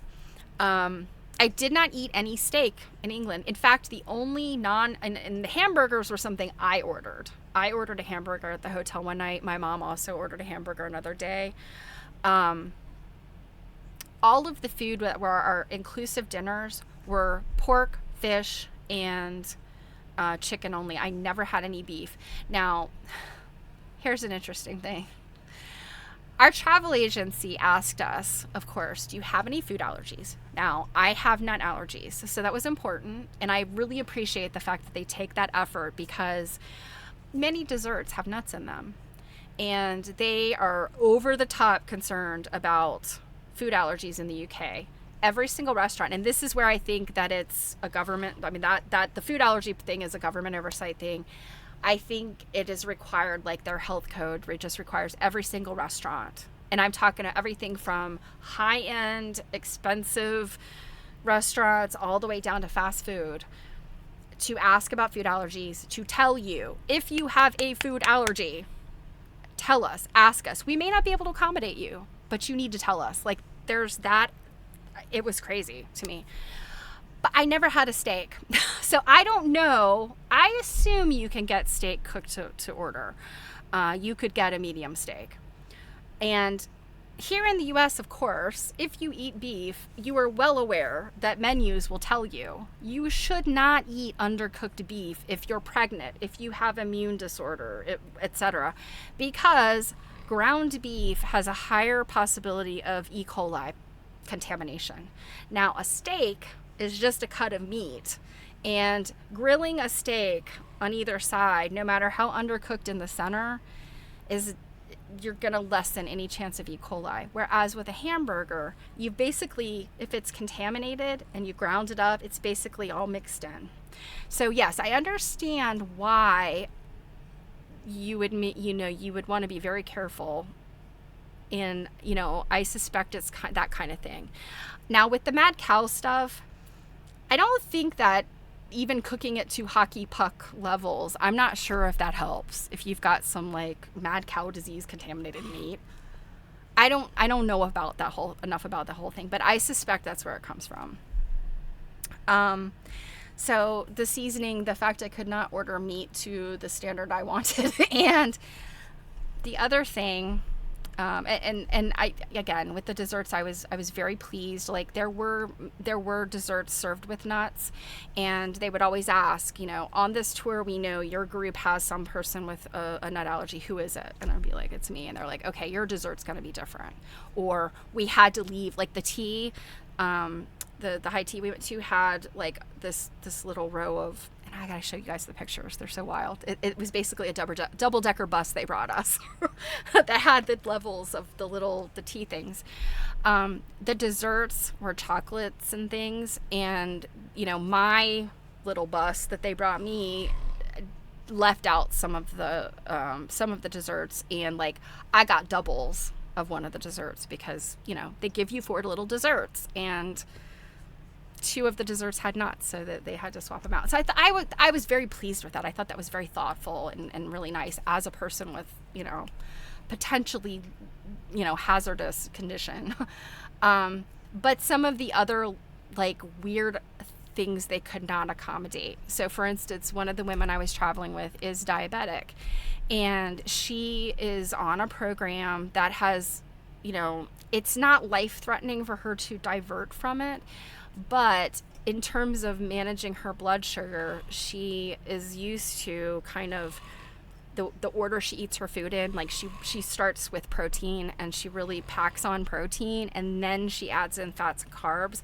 And I know it has to do with, as you digest those macronutrients, how it affects your blood sugar. So she was trying to do that, and she really struggled with it because they're kind of like, well, here's your bread. And she's like, well, can I possibly get like some mixed nuts, or can I get, she tried to get cream. Cream is nowhere to be found in England. They only serve milk. So in your coffee, you get milk. In your tea, you get milk. You cannot get cream. And I was like, God, I just could not wrap my head around, because they got a lot of cows in England. Like England's very dairy, like cheese. So I don't know. These are just things. Yeah, 2%. Yeah. Now, I'm the type of person who often runs out of creamer. I use the powdered stuff. Like I am not super picky. My husband likes light cream. It's got a little sweet. It's just right for his coffee.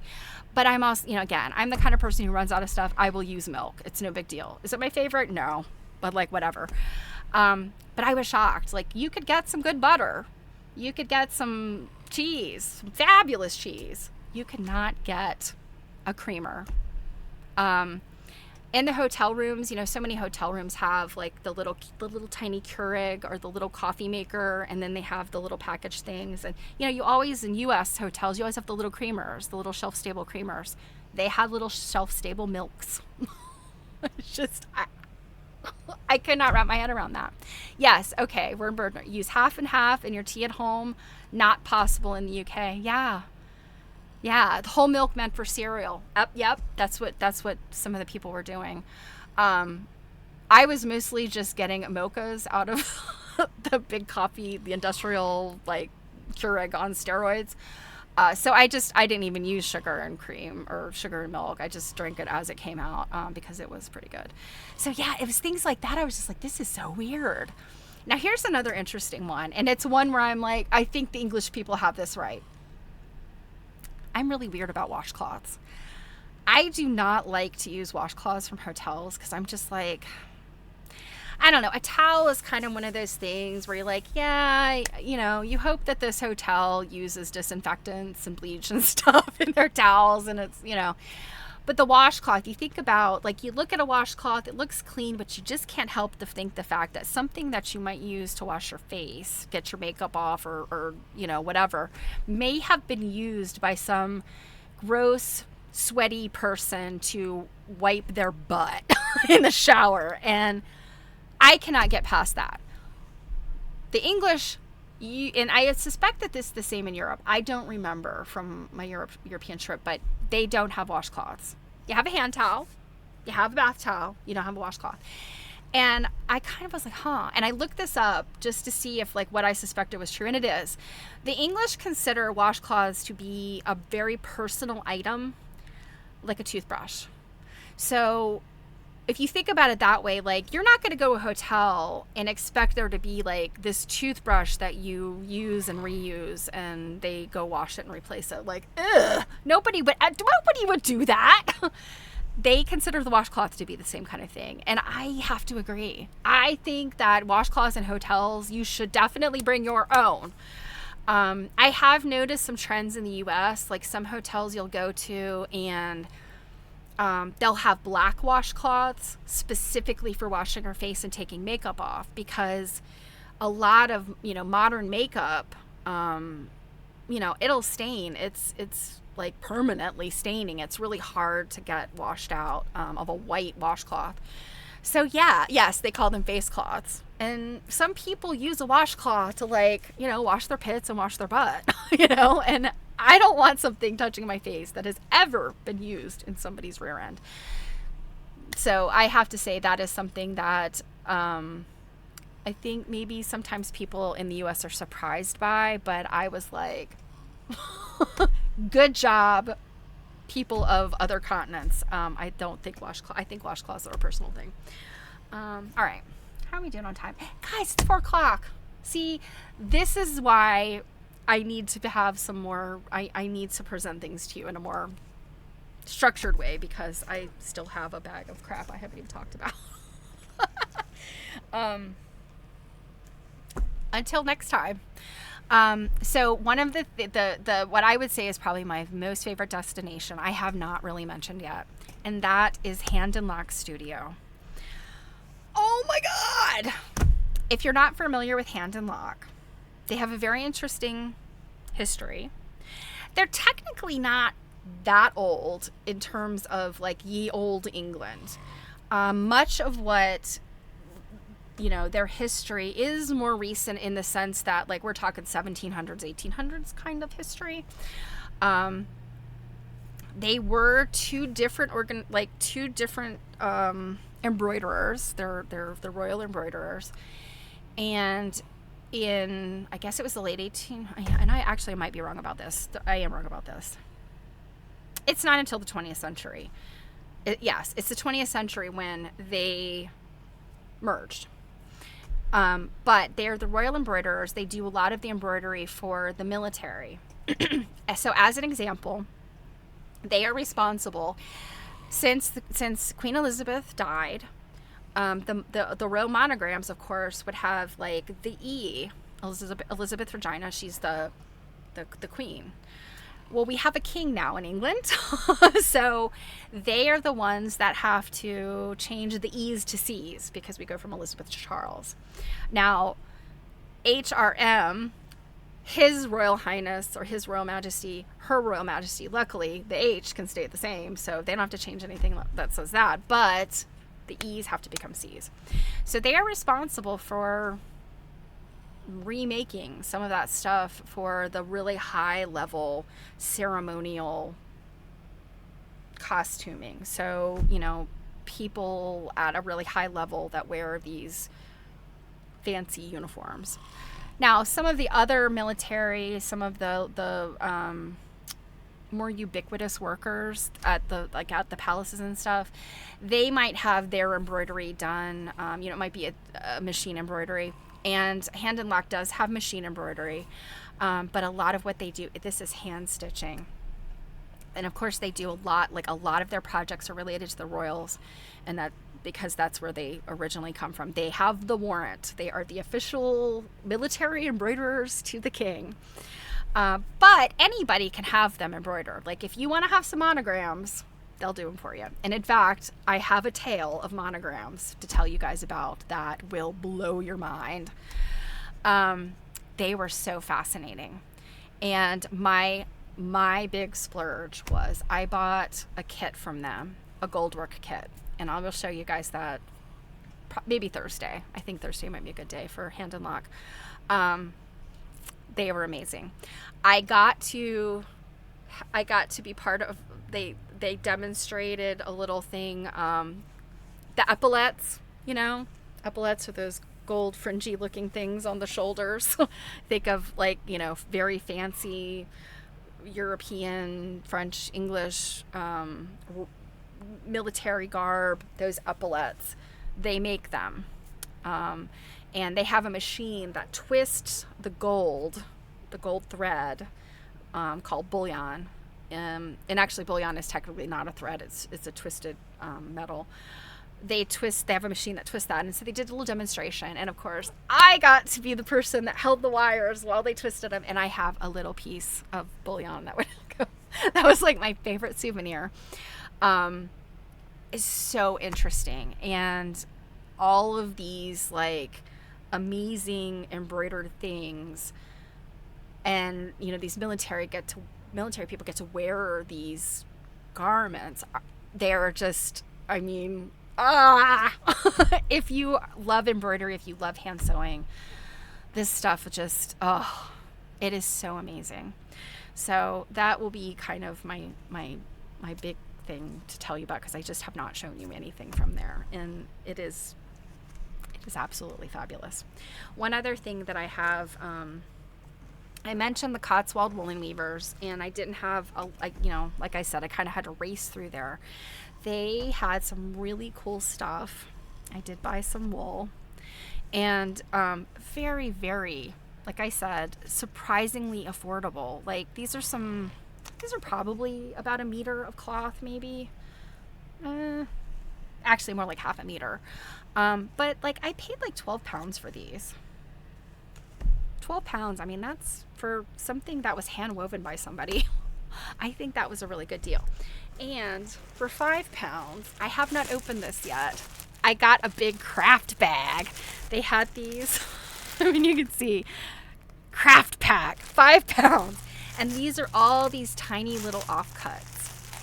Just tiny little scraps and mill-end bits. And so I was thinking, Jill, if you're still here, she may not still be here, but Jill, if you are here, we're doing Stitch and Glitch on Saturday. I thought I would go through this on Saturday and we can see. Marianne, yes, I did get some Liberty fabrics. I bought 1/2 meter of some Liberty fabric. I will show you that another day as well. And my mom bought some pre-cuts. I bought a little kit that we will have available. I'm going to have available as a giveaway at some point. It might not be for a little bit into the future, but I will definitely do a giveaway for this little kit. Probably will be over on Quilt Nerding. Jill and I haven't really talked about it yet, but I did buy a couple of. I bought something at the V&A, and I bought a Liberty little pincushion kit. So, but yes, Liberty fabrics. They're £29 a meter. A meter is a little bit more than a yard. And if you have not experienced Liberty fabric, Tana Lawn is, that's the fabric. They also, Bird mentioned, they do also make a quilting fabric, but it's not like that. That's really not what Liberty fabrics are necessarily meant for. Quilters have sort of co-opted them as this fine luxury sewing fabric because they are so nice to work with. But they are a garment fabric, really. And, they do have the other substrates like silk. And yeah, it's just expensive. There's just no way around it. And, I'm not sure I can necessarily wrap my head around why.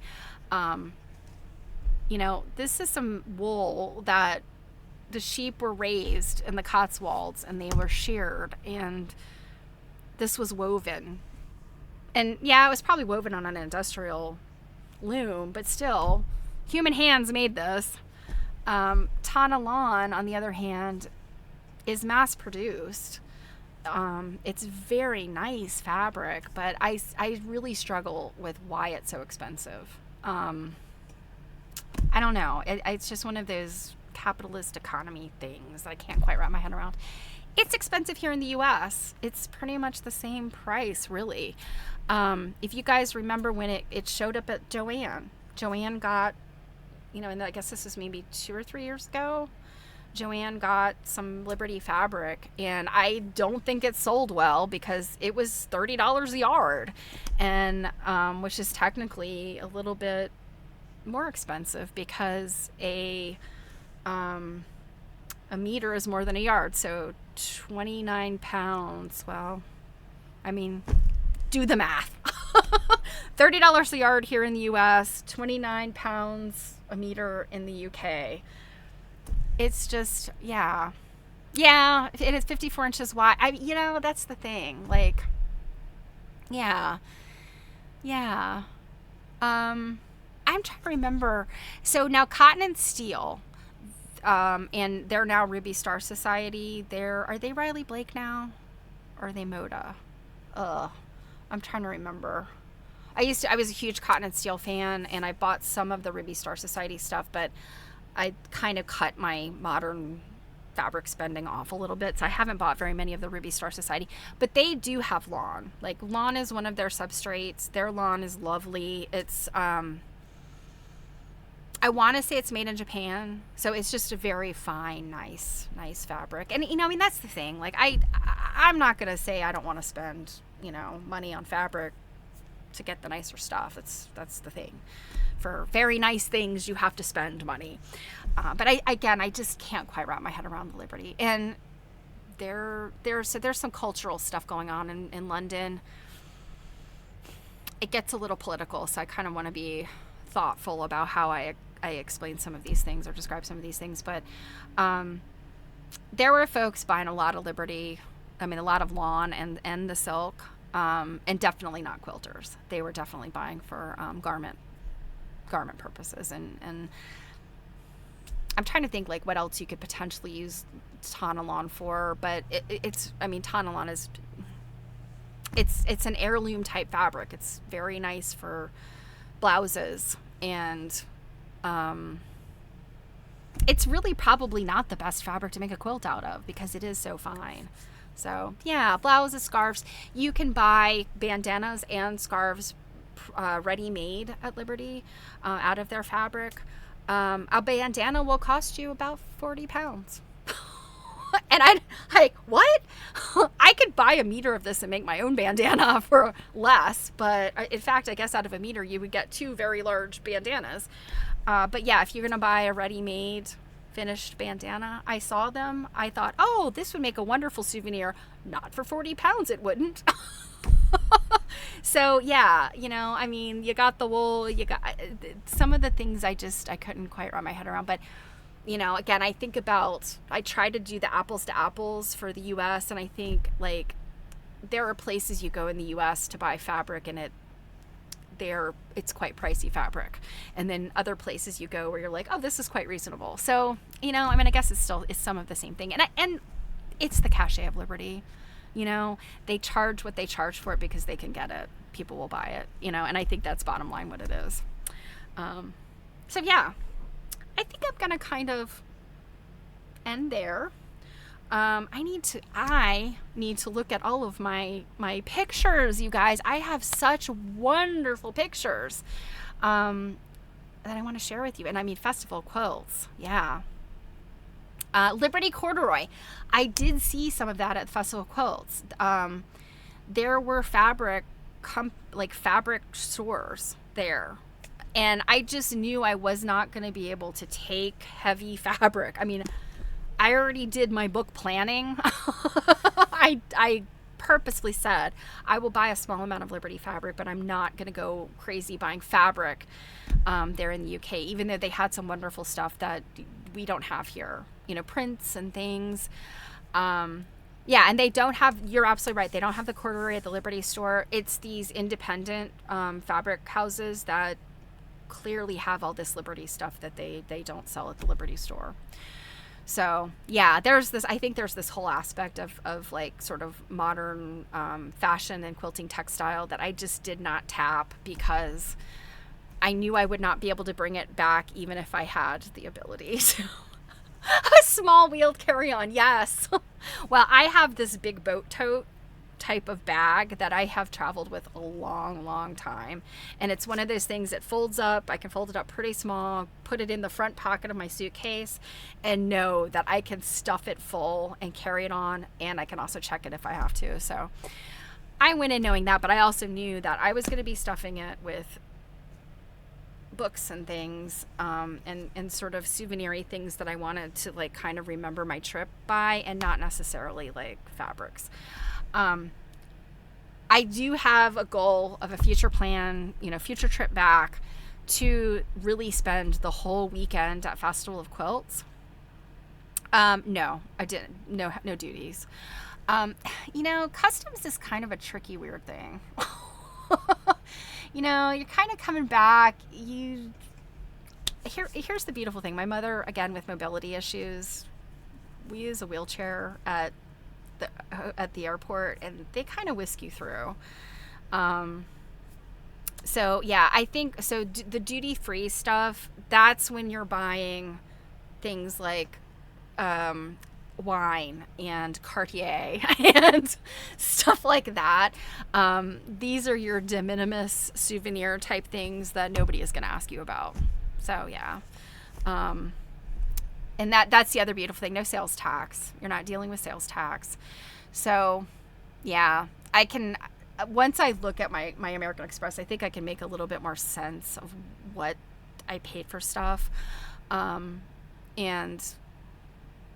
some of the other just, I read the tube a few times, guys, and that was so easy. I'm used to subways though, so I'm totally fine riding the New York City subway. Very used to riding the DC subway, so I would say the tube was great. They have their tube situation far better than anything we have in the U.S. You can literally take your phone. I don't have my phone with me here. Oh yeah, I do. GPay on your phone, and I'm sure Apple Pay as well. You go right through the turnstile, bloop, start of your fare. You reach your destination, bloop again. You've paid your fare. It's so great. But also they make it very easy for you to spend your money there. So I realize that this stream has been very all over the place. I promised the next one will be more focused, and I will have some really, really fun stuff to show you. Like I said, hand and lock, I think is going to be, we're going to do hand and lock. And I want to do the Quilters Guild pretty soon as well. So I think maybe I'll plan that for next Monday. And wool and the V&A and all the things. So, yeah, it is now 4:15 my time. I need to go think about dinner. I have to get back in the swing of things. I'm, jet lag. It's supposed to be easier coming back, right? In the US, if you travel, if you go East Coast to West Coast and back, things are going to be easier for you, right? The time difference from England to the East Coast of the US is a little bit more intense. And actually going over there, because I kind of lost a day, worked better than losing a day and coming back, because it was 3:00 in the morning to me, but it was only 9 o'clock or 10 o'clock. It's very confusing. I feel like I have really struggled with this more than the last time I traveled internationally. So, okay, you guys are making me hungry. Steak? Yes, I would love some well-cooked beef. Pizza. It's probably going to be a pizza night, you guys. So, all right, I've gone way over. I am so glad to be back, though. I had such a wonderful time, but also it's so good to be back, and I'm so inspired. I'm so excited. I have some projects I was working on before I left that I really have to push and get done, and so I've kind of renewed energy and enthusiasm for that. It was good. It was very good, you guys. So I will see you on Thursday for my stream. Of course, Jill and I tomorrow, Quilt Nerding, we are talking about our last chapter of Maine Quilts. I still need to catch up on my reading, so I got to do that tonight as well. And then next week we'll be interviewing Lori Labar, who wrote this wonderful book. So lots of wonderful fun things ready to go for Quilt Nerding. Also, don't forget, you guys, we've got a Stitch and Glitch coming up this Saturday, and of course, there's gonna be more England in there. I will unbox the Cotswold Woolen Weavers scraps, and I mean, come on, that's fun. I love doing things like that. I can't wait. So I'm gonna let you guys go. I hope you have a wonderful Monday. I hope your beginning of week is good for you. Yeah. Ice. I'm going to get some more ice. There's not enough ice in England. I didn't even talk about that. All right, guys. We didn't talk about the weather. I hope you're having good weather. It's kind of hot here. Yeah. I'll see you guys soon. Mwah, mwah, mwah. Bye.